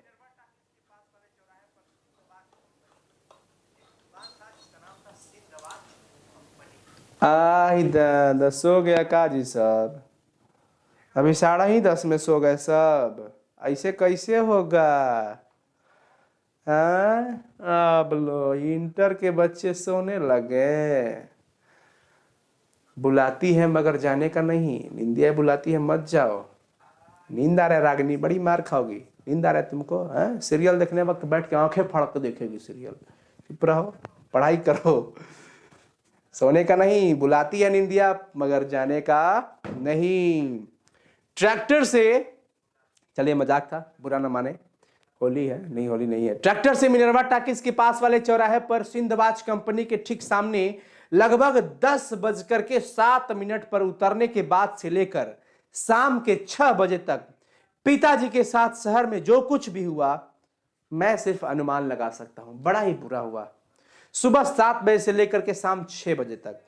यह जानकारी भी कुछ लोगों से बातचीत और पूछताछ के बाद ही मिला कि यार पिताजी के साथ ऐसा ऐसा हुआ था। एग्जैक्ट पता नहीं चल पा रहा था, लेकिन इधर उधर से पता करके चला। किसी की भी मृत्यु के बाद अगर वह मृत्यु आकस्मिक और अस्वाभाविक ढंग से हुई हो, ऐसी जानकारियां मिल ही जाती है। अर्थात इस बात से यह जरूर लग रहा है कि पिताजी की मृत्यु हो चुकी है। कोई भी राही का मृत्यु हो जाता है तो मृत्यु के बाद कहीं ना कहीं कानो कान कुछ खबर फैल ही जाता है, पता चल ही जाता है। उस दिन बुधवार 17 मई 1972 को सुबह 10:10 से लेकर शाम 6 बजे तक लगभग पौने 8 घंटे में पिताजी कहां कहां गए, कहां कहां उनके साथ क्या क्या हुआ, इसका बहुत सही और विस्तृत ब्यौरा तो मिलना मुश्किल है। लेकिन जो भी सूचनाएं जानकारियां बाद में मिली है, उस घटना के जरिए हम उन घटना का अनुमान लगा सकते हैं। केवल समय दिन कौन था? बुधवार था, 17 मई 1972 था बच्चों। जैसा कि पलड़ा गांव के मास्टर जी नंदलाल जी जो कहते थे कि जब पिताजी ट्रैक्टर से उतरे थे तभी उन्होंने गला सूखने की बात की थी। इसके पहले चुंगी नाका जगह के पास जब पेशाब करके पिताजी लौटे थे तो उन्होंने सिर घूमने की बात की थी। यानी पिताजी पर धतूरे के बीज का असर होना शुरू हो गया था। सही बात है। वैसे भी शहर पहुंचने तक पिताजी को काढ़ा पिए लगभग 2 घंटे हो चुके थे। कितने घंटे हो चुके थे? 2 घंटे हो चुके थे। मेरा अनुमान है कि उस समय पिताजी को प्यास बहुत लगी होगी। गला भिगोने के लिए वे किसी होटल या ढाबे की तरफ गए भी होंगे, लेकिन जैसा कि मुझे उनके स्वभाव के बारे में पता है, वे वहां कुछ देर तक खड़े रहे होंगे, फिर एक गिलास पानी मांगने का फैसला न किए होंगे, है ना। कोशिश, भूख तो लगा है, भूख नहीं प्यास तो लगी है। होटल ढाबे के पास खड़े होंगे लेकिन मांग नहीं पाए होंगे। एक बार उन्होंने बताया भी था कि कुछ साल पहले गर्मियों के दिनों में जब उन्होंने किसी होटल में पानी मांगा था तो वहां काम करने वाले नौकर ने उन्हें गंदी गाली दी थी। लेखक कहते हैं कि मेरा ऐसा अनुभव हो रहा है कि पिताजी को प्यास लगी होगी, वो इधर उधर देखे होंगे, कहीं व्यवस्था नहीं मिला होगा तो अंततः ढाबे या होटल के सामने खड़े होंगे, कुछ देर तक खड़े होंगे और फिर सोच लेंगे ना ना मैं पानी नहीं मांगूंगा। पानी नहीं मांगे होंगे क्योंकि एक बार वो नहीं मांग सकते हैं, क्योंकि पिताजी एक बार बताए थे कि यार जब बहुत गर्मी पड़ रही थी तब वो शहर में गए थे, उनको प्यास लगा था और एक ढाबे होटल वालों से पानी मांगे थे वेटर से, तो वेटर ने उनको गंदी गाली दी थी, उसी वजह से शायद वो नहीं मांगे होंगे। पिताजी ना बड़ा ही संवेदनशील थे, सेंसिटिव थे, इसलिए उन्होंने अपनी प्यास को दबाने की कोशिश किया होगा और वहां से चल पड़े होंगे। 10:15 बजे से लेकर 11 बजे के बीच 45 मिनट तक पिताजी कहां कहां गए, इसकी कोई जानकारी कहीं से नहीं मिली कि इन 45 मिनट में पिताजी कहां कहां गए हैं। इसी बीच ऐसी कोई खास घटना जरूर इस बीच ऐसी कोई खास घटना भी नहीं हुई जिससे कोई कुछ कह सके। फिर शहर में सड़क पर आते जाते लोगों में से किसी ने उन पर ध्यान दिया हो, उन्हें देखा हो। इनका पता लगाना भी मुश्किल है कि कौन देखा, कैसे देखा। वैसे मेरा अपना अंदाजा है लेखक, वैसे मेरा अपना अंदाजा है कि इसी बीच पिताजी ने कुछ लोगों को अदालत जाने का रास्ता भी पूछा होगा और उनके दिमाग में यह बात भी रही होगी कि वहां पहुंचकर वे अपने वकील एसएन अग्रवाल से पानी भी मांग लेंगे। ऐसा लग रहा है बच्चों, ऐसा लग रहा है लेखक को कि पिताजी को प्यास लगी थी, होटल के वेटर या ढाबे के वेटर से उन्होंने पानी नहीं मांगा होगा। आगे बढ़ करके 45 मिनट तक क्या हुआ किसी को नहीं पता चल रहा है, लेकिन मेरा अनुभव ऐसा कह रहा है कि वो इस बीच वकील तक अर्थात अदालत तक पहुंचने के लिए रास्ता किसी से पूछे होंगे और वो जरूर ये बात मन में रखे होंगे कि मैं जल्दी पहुंचकर वहां अपने वकील एसएन अग्रवाल, वकील का नाम क्या था? एसएन अग्रवाल, याद रखिए जो पठित पाठ के आधार पर ऑब्जेक्टिव क्वेश्चन पूछेगा। लेखक कहता है कि एसएन अग्रवाल से वो जल्द पानी सोचे होंगे कि वहां पहुंच के तुरंत उन्हीं से पानी मांग लेंगे और अपनी प्यास मिटा लेंगे, लेकिन उनके पूछने पर या तो लोग चुप रहकर तेजी से आगे बढ़ गए होंगे या किसी ने इतनी बौखलाहट और जल्दबाजी में उन्हें कुछ बताया होगा जो पिताजी ठीक से समझ नहीं होंगे और अपमानित हुए होंगे, दुखी और परेशान होकर रह गए होंगे। शहर में ऐसा ही होता है। लेखक कहते हैं कि हमारे पिताजी काफी व्याकुल थे प्यास को लेकर के, ऐसा मुझे लग रहा है। वो शहर तो गए ही थे, वकील तक अर्थात अदालत तक पहुंचने का रास्ता किसी से पूछे होंगे तो दो चीजें हुई होगी, या तो कोई लोग अपनी मतलब जल्दीबाजी में उनको टाल करके हटा दिया है, निकल गया होगा, या फिर दूसरी चीज ये हो सकती है कि कुछ ऐसा बोल दिया होगा कि पिताजी को बड़ा बुरा लगा होगा, पिताजी अपमानित होकर के बेचैन होकर के रह गए होंगे। पिताजी, यह शहर में ऐसा ही होता है। कहां होता है? शहरों में लोग एक दूसरे को समझते तक नहीं है। ऐसा क्यों हो रहा है हमारे साथ? हमारा नहीं, लेखक का ऐसा कहना है। वैसे बीच के पवन घंटे के बारे में मेरा अपना अनुमान यह है कि इसी बीच पिताजी पर काढ़े का असर काफी ज्यादा हो गया होगा। मई का महीना था भाई, 17 मई 1972 का कांड है। मई की धूप और प्यास ने इस असर को और भी तेज और भी गहरा कर दिया होगा। उनके पैर लड़खड़ाने भी लगे होंगे और बहुत संभव है कि एक आध बार इसी बीच उन्हें चक्कर भी आ गए हो। क्या पता यार, जहर चढ़ गया हो ज्यादा, धतूरे के विष का असर पिताजी को ज्यादा ही हो गया हो, चलने में भी वो सक्षम नहीं हो, पैर लड़खड़ा रहे होंगे, एक आध बार गिर भी गए होंगे, क्या पता चक्कर भी आ गया हो। पिताजी 11 बजे शहर में देशबंधु मार्ग पर स्थित स्टेट बैंक ऑफ इंडिया की इमारत में घुसे थे। ऐसा जानकारी दिया जा रहा है कि पिताजी ठीक 11 बजे अंदर प्रवेश किए हैं bank of India, state bank of India. एक बार सभी बच्चे बता दें, समझ में आ रहा है यस और नो? हाँ या ना बता दो सभी बच्चों प्लीज, सभी बच्चे बता दें हाँ या ना, समझ आ रहा है कि नहीं। सोना नहीं है अभी, हमारे साथ अंत तक रहिए। मैं कोशिश कर रहा हूं कि चैप्टर को एक ही झोंके में खत्म किया जाए ताकि जो चीजें है ना आपको समझ में आ जाए, नहीं तो सेकेंड पार्ट तो होगा ही, अगर नहीं होगा तो कोशिश किया जाए जहां तक जा रही है चीजें। आहा,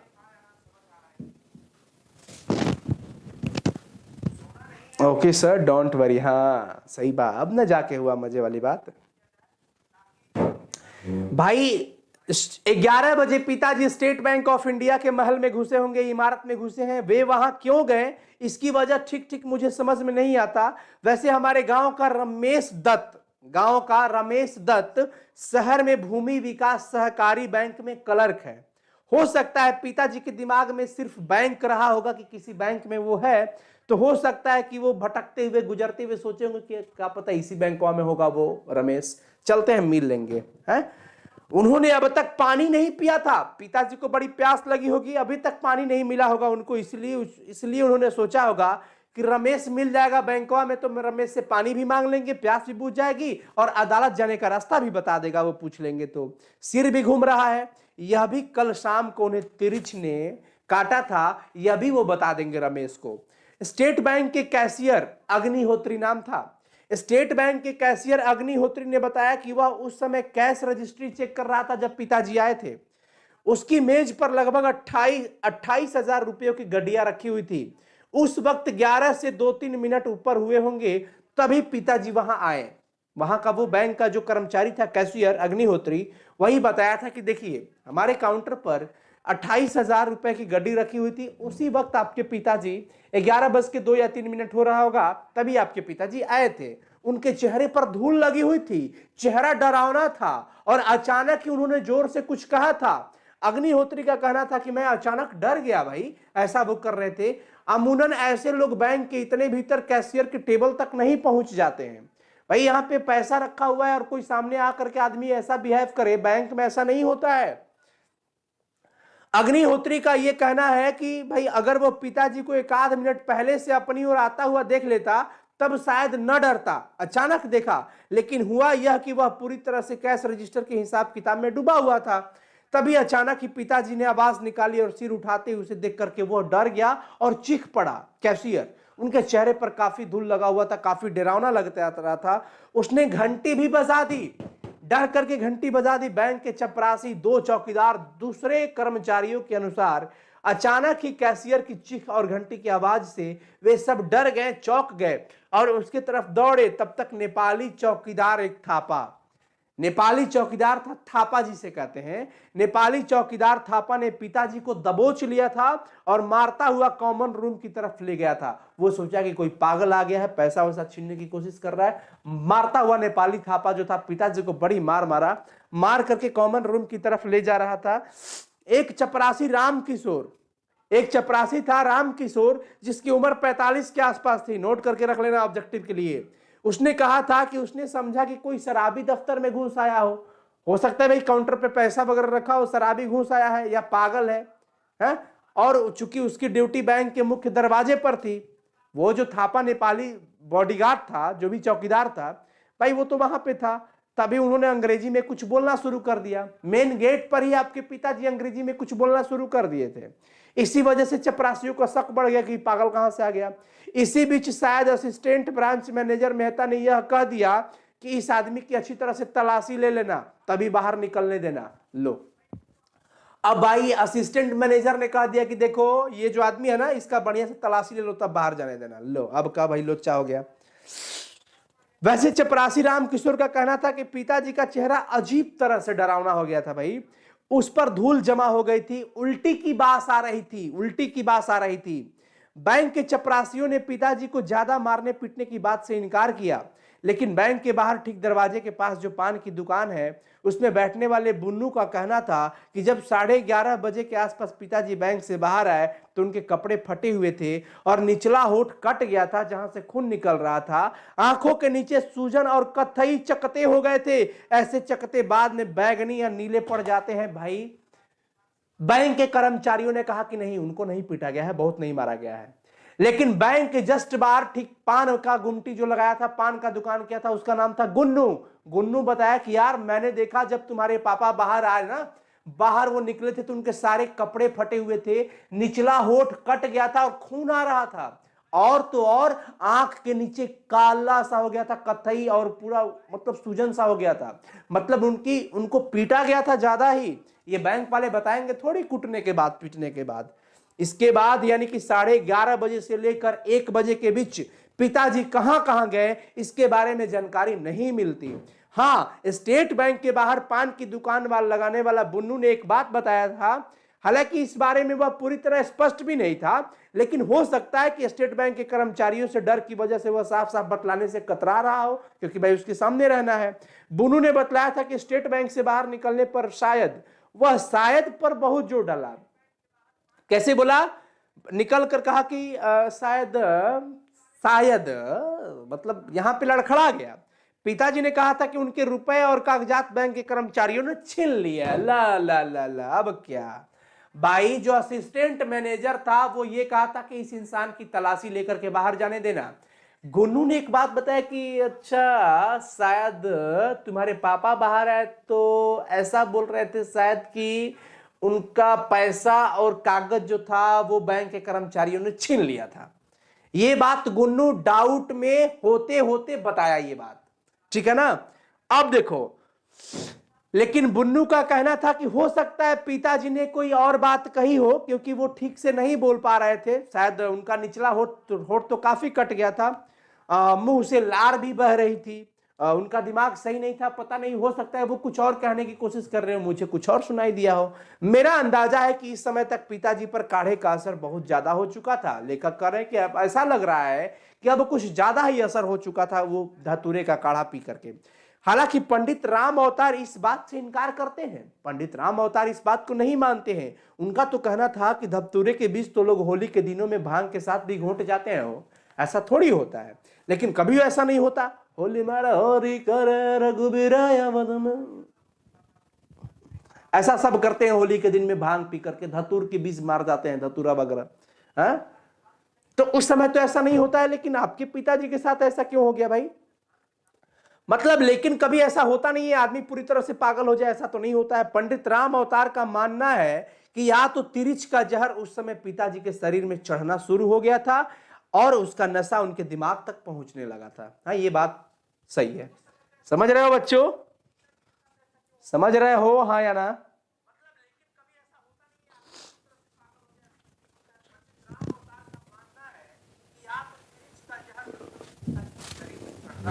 आहा, मेरा पीठ दर्द करने लगा।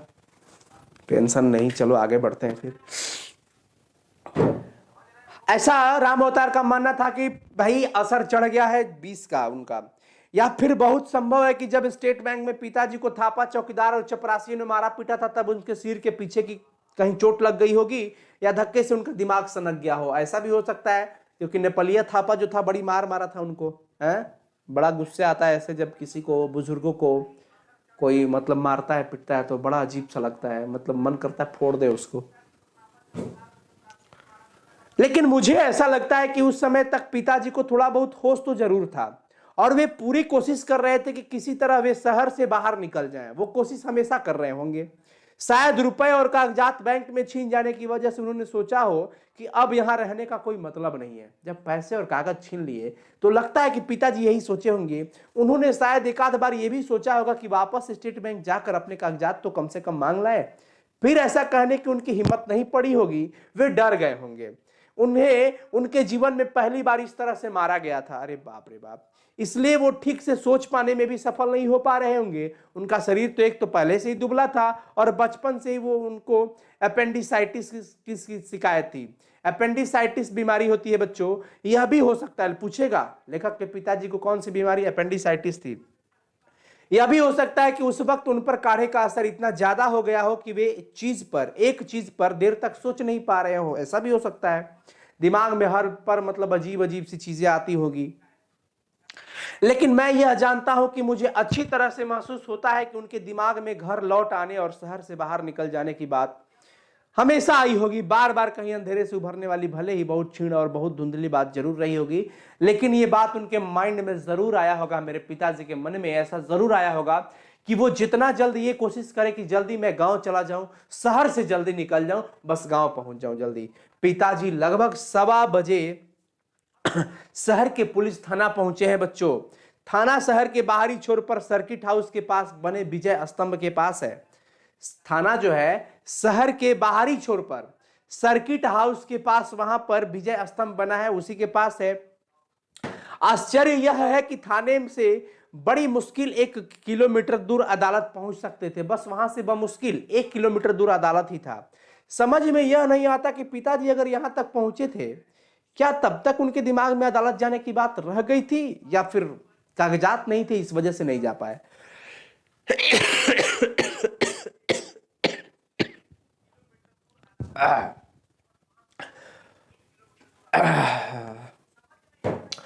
थाने के एसएचओ राघवेंद्र प्रताप सिंह ने कहा कि उस वक्त 1:15 हुए थे।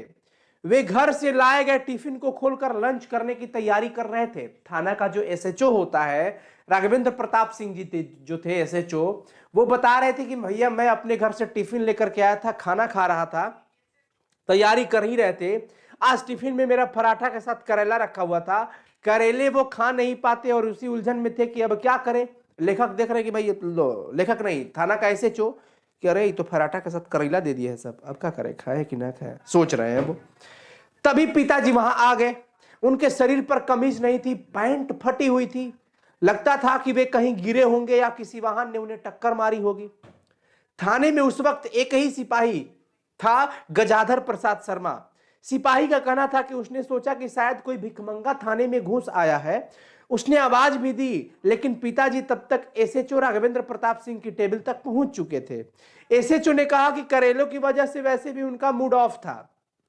भाई एसएचओ सोचा कि भूख लगा है, पराठा निकाल रहा, देख रहा करेला की भुजिया दे दी है सब घर वाली, मूड ऑफ हो गया भाई एसएचओ का, ऐसे ही मूड ऑफ था।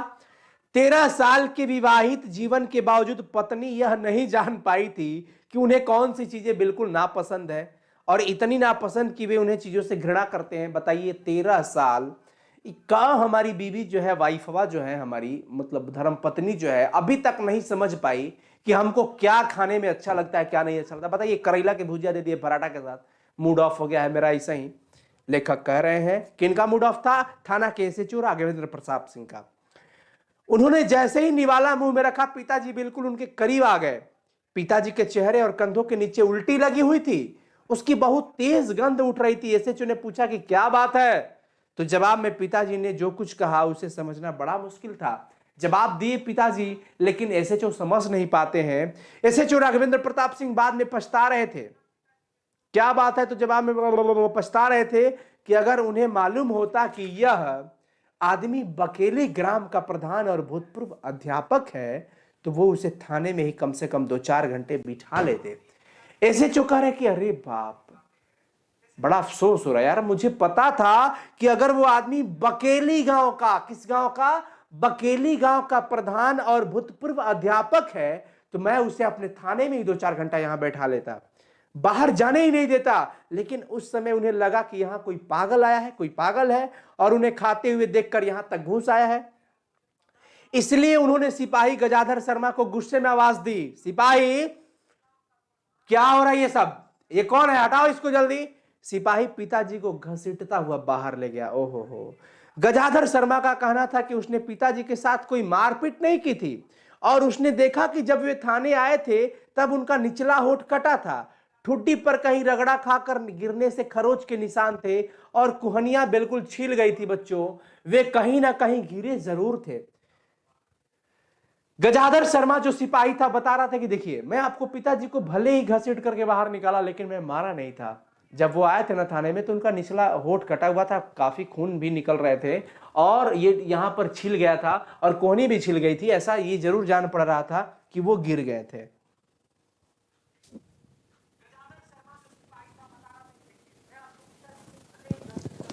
अभी कितना पेज है?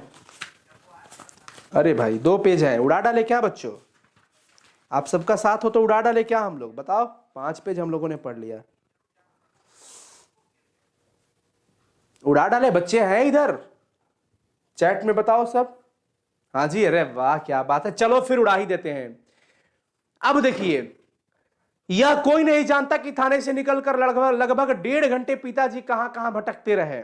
सुबह 10:07 पर जब वे शहर आए थे और मिनर्वा टाकिस के पास वाले चौराहे पर ट्रैक्टर से उतरे थे, तब से लेकर अब तक उन्होंने कहीं पानी पिया था या नहीं, इसे जानना बड़ा ही मुश्किल है। इसकी संभावना भी कम रही है। हो सकता है तब उनका दिमाग इस काबिल न रहा होगा कि उन्हें प्यास की भी याद हो, लेकिन अगर वे पुलिस थाने तक पहुंचे तो उनके मस्तिष्क में नशे के बावजूद कहीं बहुत कमजोर सा अंधेरे में डूबा यह ख्याल होगा कि वे किसी तरह अपने गांव जाने का रास्ता वहां पूछ ले, या उस ट्रैक्टर का पता पूछे, फिर अपने रुपए और अदालती कागजात छीन जाने की रिपोर्ट वहां लिखा दे। यह सोचने के करीब पहुंचना ही बुरी तरह से बेचैन कर डालने वाला कि उस समय पिताजी सिर्फ तिरिच के जहर और धतूरे के नशे के खिलाफ ही नहीं लड़ रहे थे, बल्कि हमारे मकान को बचाने की चिंता भी कहीं ना कहीं उनको बार बार सता रही थी। ये इतना सारा चीज हो रहा था। मुझे नहीं पता कि पिताजी पानी अब तक पिए हैं या नहीं, या क्या हुआ।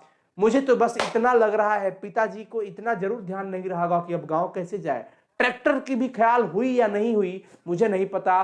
पिताजी को क्या मन में ये आया था कि मेरे पैसे और कागजात की रिपोर्ट मैं थाने में लिखवा दूं, क्या ये भी ख्याल था या नहीं मुझे नहीं लग रहा। पिताजी इधर धतूरे के काढ़े और इधर तिरछ के विष के बीचों बीच लड़ रहे थे। अरे इन तो लड़ाई लड़ ही रहे थे, लेकिन इसके साथ साथ हमारे पिताजी को ये चिंता जरूर था कि यार अब हमारा घर बिछ जाएगा, हमारा परिवार कहां रहेगा, हमारे घर की कुड़की हो जाएगी, फिर क्या होगा।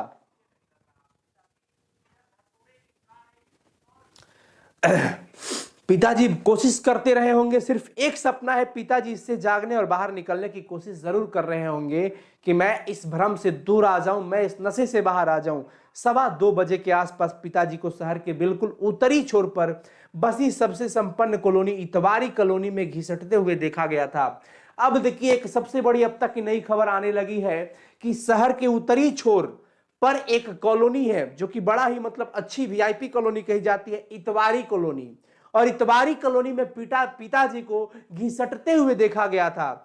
कॉलोनी सर्राफा की जो हरियू पीडब्ल्यूडी के बड़े ठेकेदारों और रिटायर्ड अफसरों की कॉलोनी थी, बड़े बड़े वीआईपी लोग रहते थे, कुछ समृद्ध पत्रकार वहां पे फेमस पत्रकार भी रहते थे, कवि भी वहां रहते थे। यह कॉलोनी हमेशा शांत और घटना रहित रहती थी।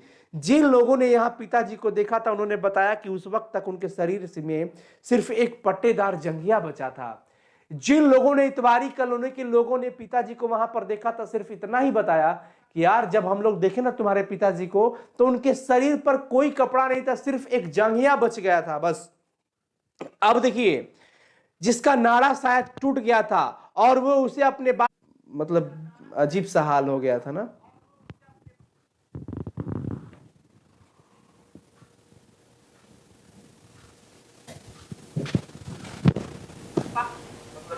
अजीब सा हाल हो गया था। अब देखिए, जिसका नाड़ा शायद टूट गया था और वो उसे अपने अजीब सा हाल हो गया। भाई चल रहा है।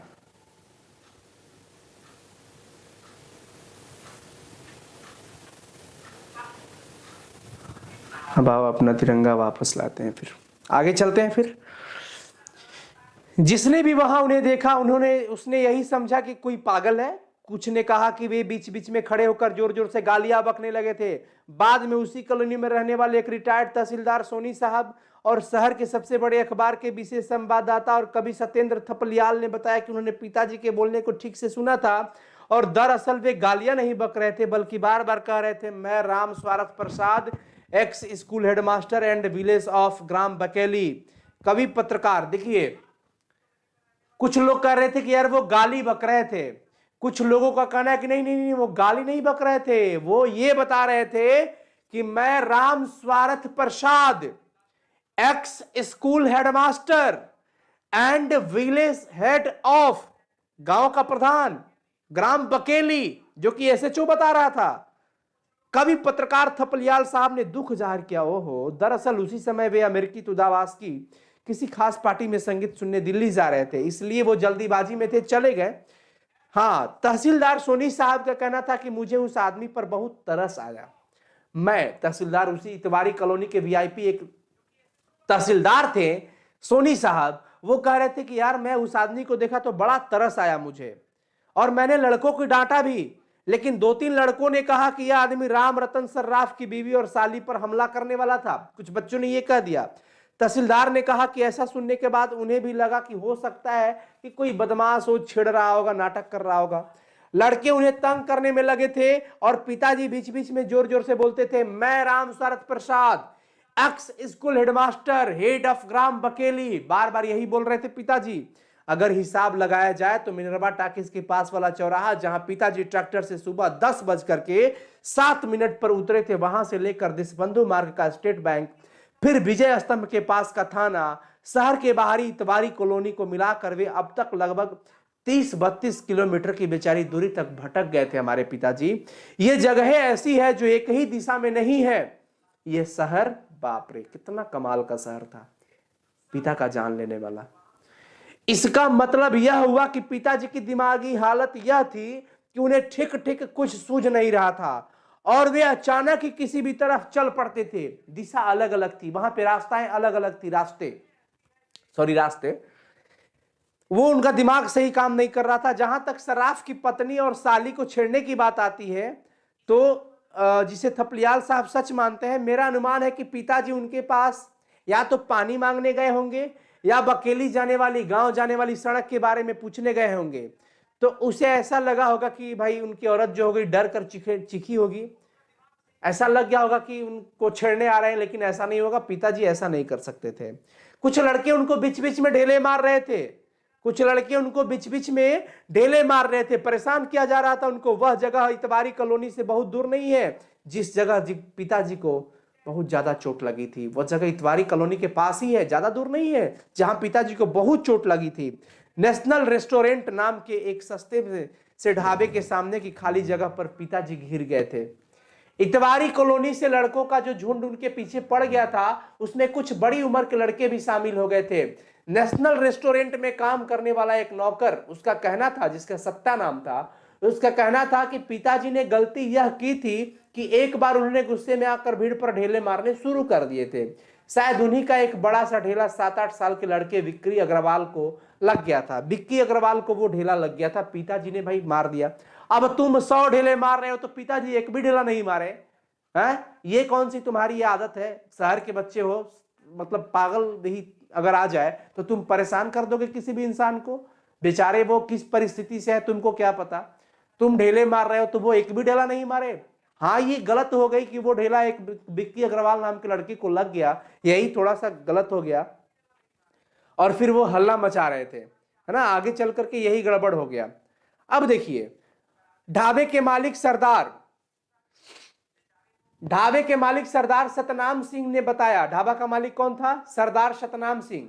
उसने बताया कि उस वक्त पिताजी के जिस्म पर सिर्फ पट्टे वाली एक चड्डी थी, वही चड्डी, दुबले शरीर की हड्डियां और छाती के सफेद बाल दिख रहे थे, पेट बिल्कुल चिपका हुआ था, वे धूल और मिट्टी में बिल्कुल लिथड़े हुए थे, सिर के सफेद बाल इधर उधर बिखर गए थे, दाहिनी आंख के ऊपर से और निचले होठ से खून बह रहा था। सतनाम सिंह ने दुख और पछतावे के साथ कहा, मेरे को क्या मालूम था कि यह आदमी सीधा साधा है, इज्जतदार आदमी है, साख रसूख का इंसान है।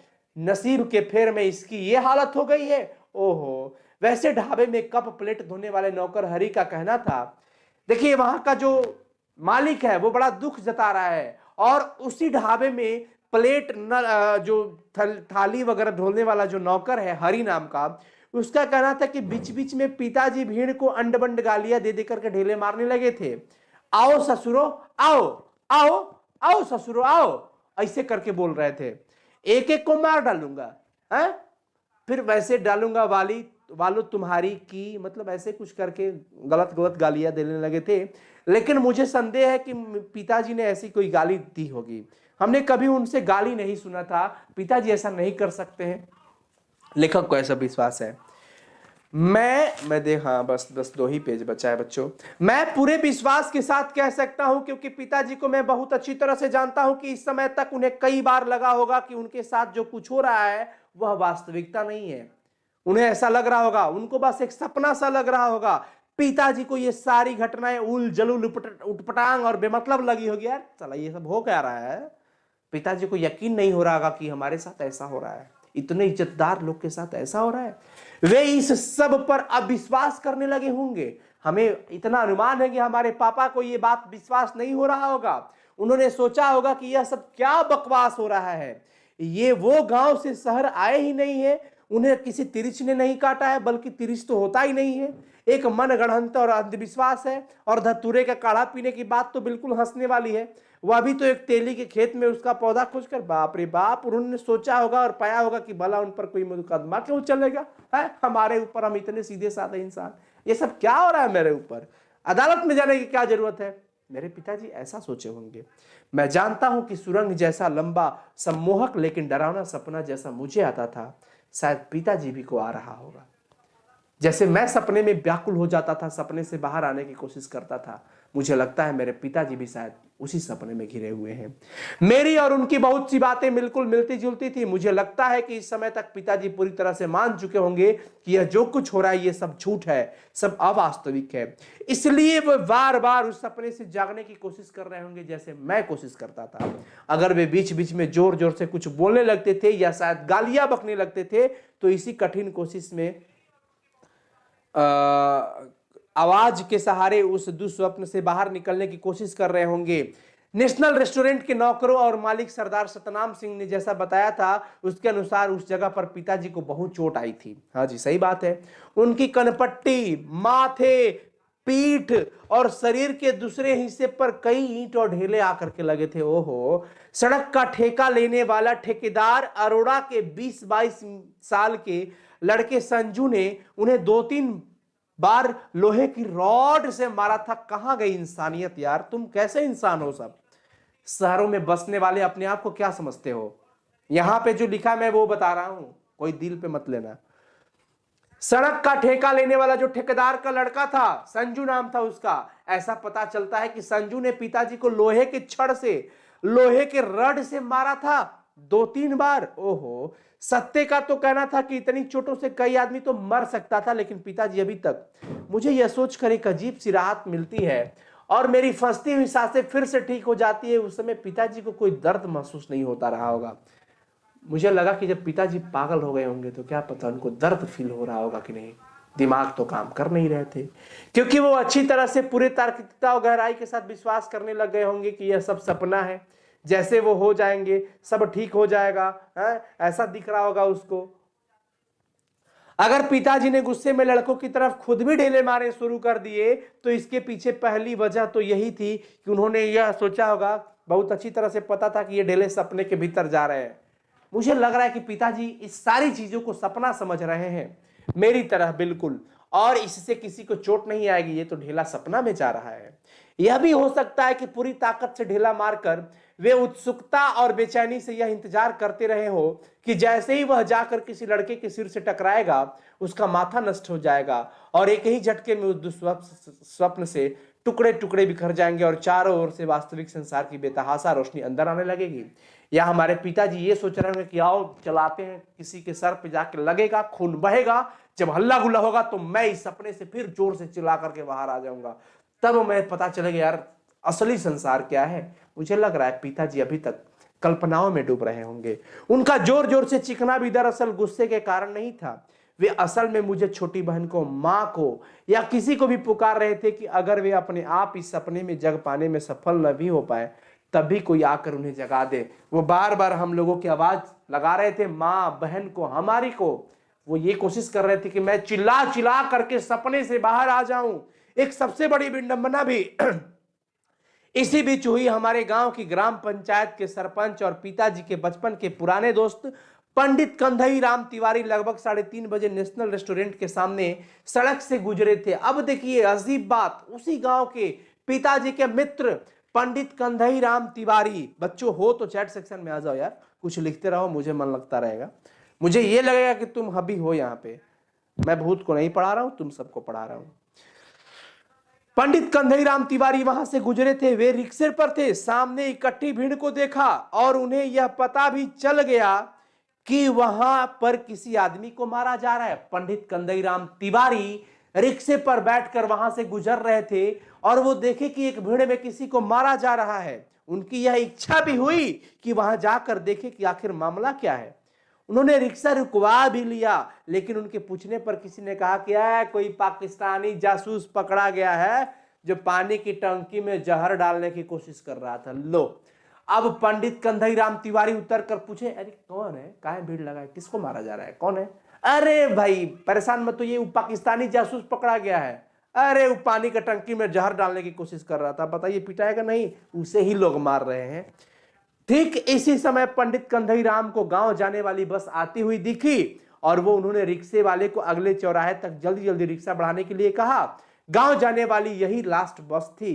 अगर उस बस के आने में 3-4 मिनट की भी देरी हो जाती तो वो निश्चित ही वहां जाकर पिताजी को देखते और उन्हें पहचान लेते। पंडित कंधई राम तिवारी, हे नसीब, पता नहीं ईश्वर कैसे कैसे जो भी चीजें करते हैं, धन्य हो प्रभु।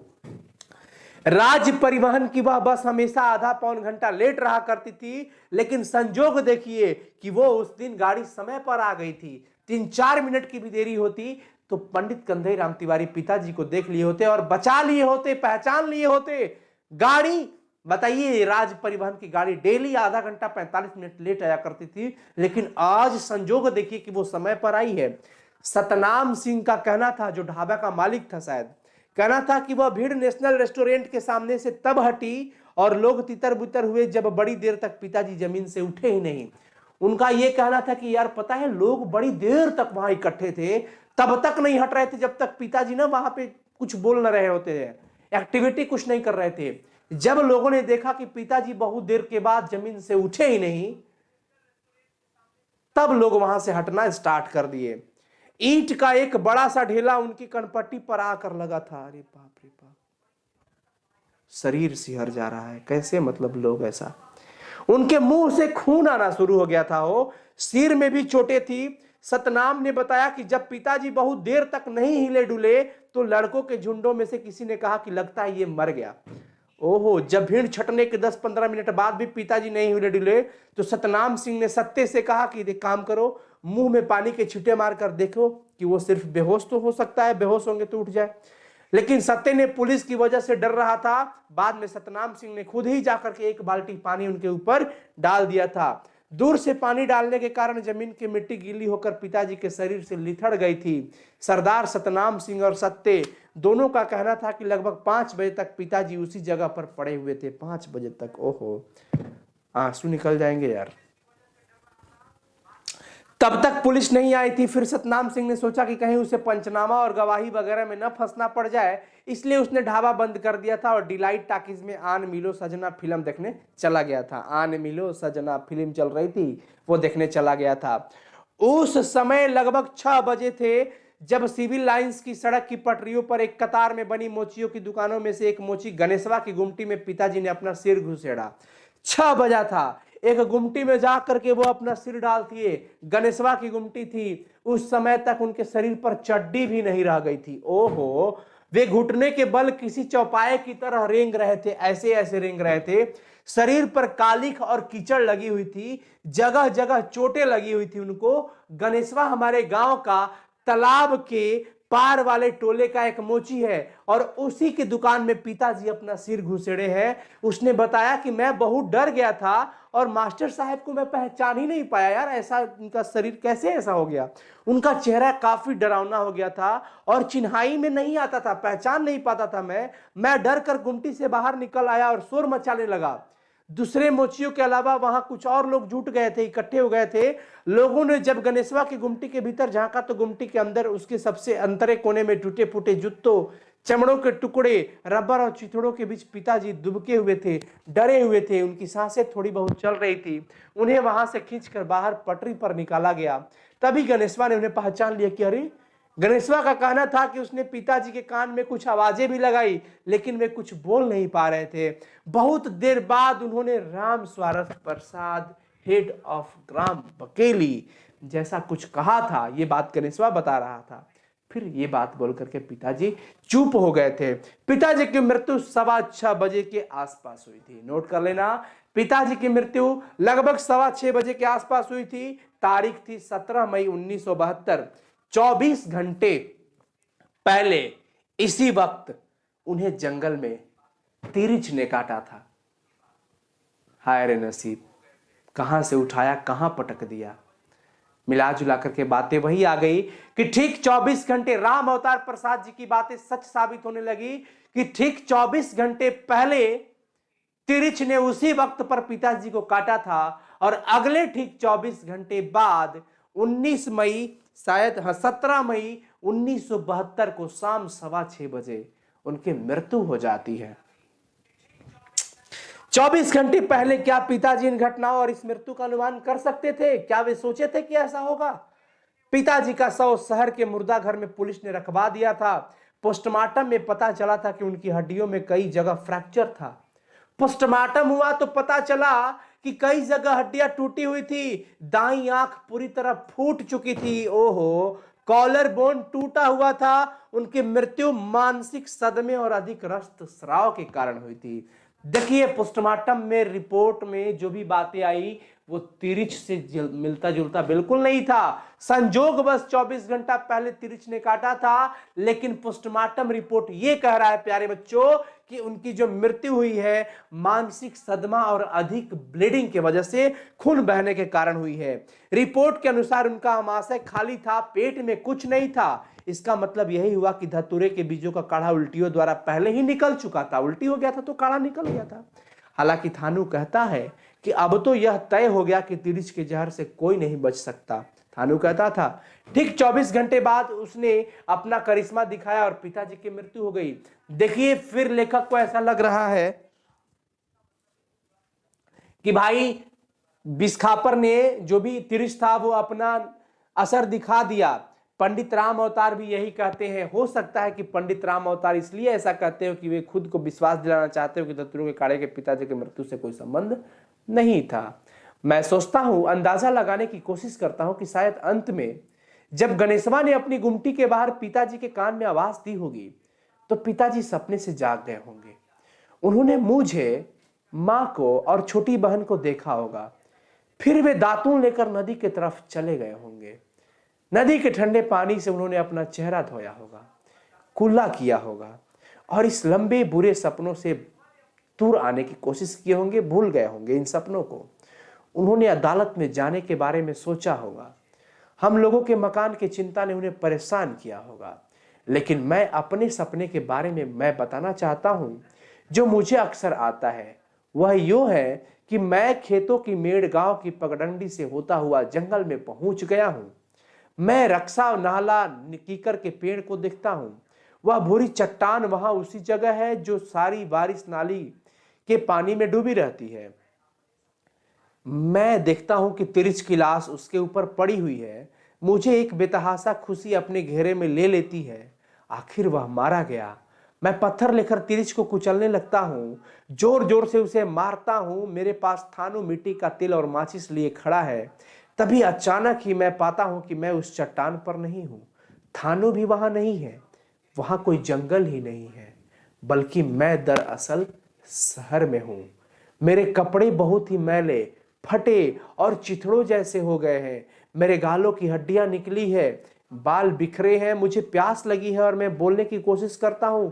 शायद मैं बकेली अपने घर जाने का रास्ता पूछना चाहता हूं। और तभी अचानक चारों ओर शोर उठता है। घंटियां बजने लगती है, हजारों हजारों घंटियां। मैं भागता हूं, मेरा पूरा शरीर बेदम होने लगता है। फेफड़े फूल जाते हैं। मैं पास पास कदम रखकर अचानक लंबी लंबी छलांगे लगाता हूं, उड़ने की कोशिश करता हूं, लेकिन भीड़ लगता है मेरे पास पहुंचने वाली होती है।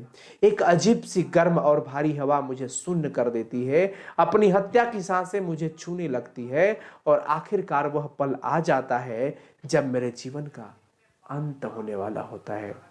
मैं रोता हूं, भागने की कोशिश करता हूं। मेरा पूरा शरीर नींद में ही पसीने से डूब जाता है। मैं जोर जोर से बोलकर जागने की कोशिश करता हूं। मैं विश्वास करना चाहता हूं कि यह सब सपना है और अभी आंख खोलते ही सब ठीक हो जाएगा। मैं सपने के भीतर अपनी आंखें फाड़ कर दिखता हूं दूर तक, लेकिन वह पल आखिर आ ही जाता है। माँ बाहर से मुझे देखती है, मेरा माथा सहलाकर मुझे रजाई से ढांप देती है और मैं वहां अकेला छोड़ दिया जाता हूं।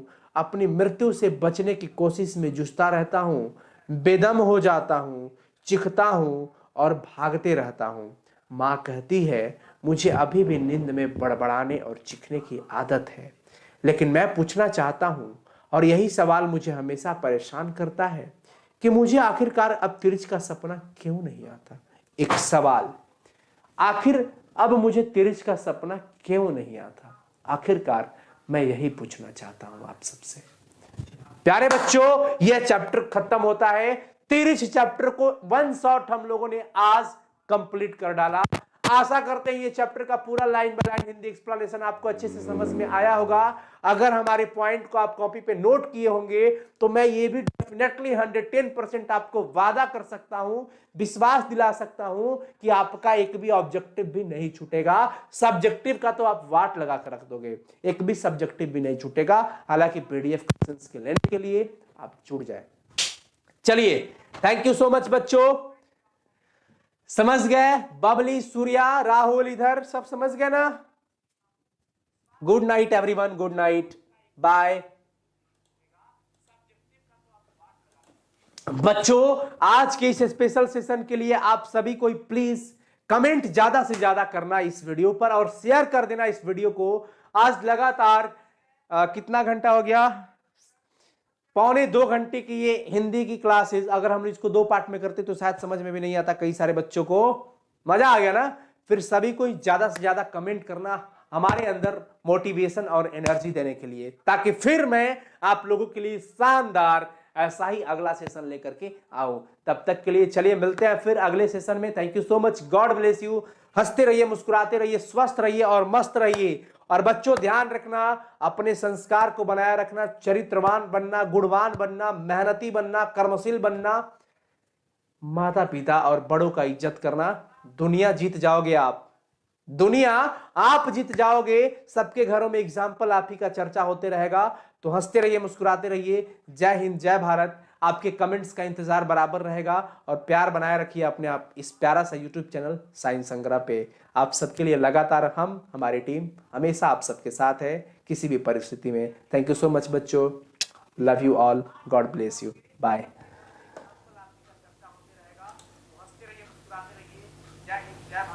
पता है, लेकिन कमेंट जरूर करना, क्योंकि आपके कमेंट्स का पता है बड़ी बेसब्री से इंतजार रहता है। जुनून, जोश मिलता है यार, अरे वाह, मतलब मजा आता है, मोटिवेशन मिलता है हम सभी को। ठीक है बच्चों, चलते हैं। Thank you.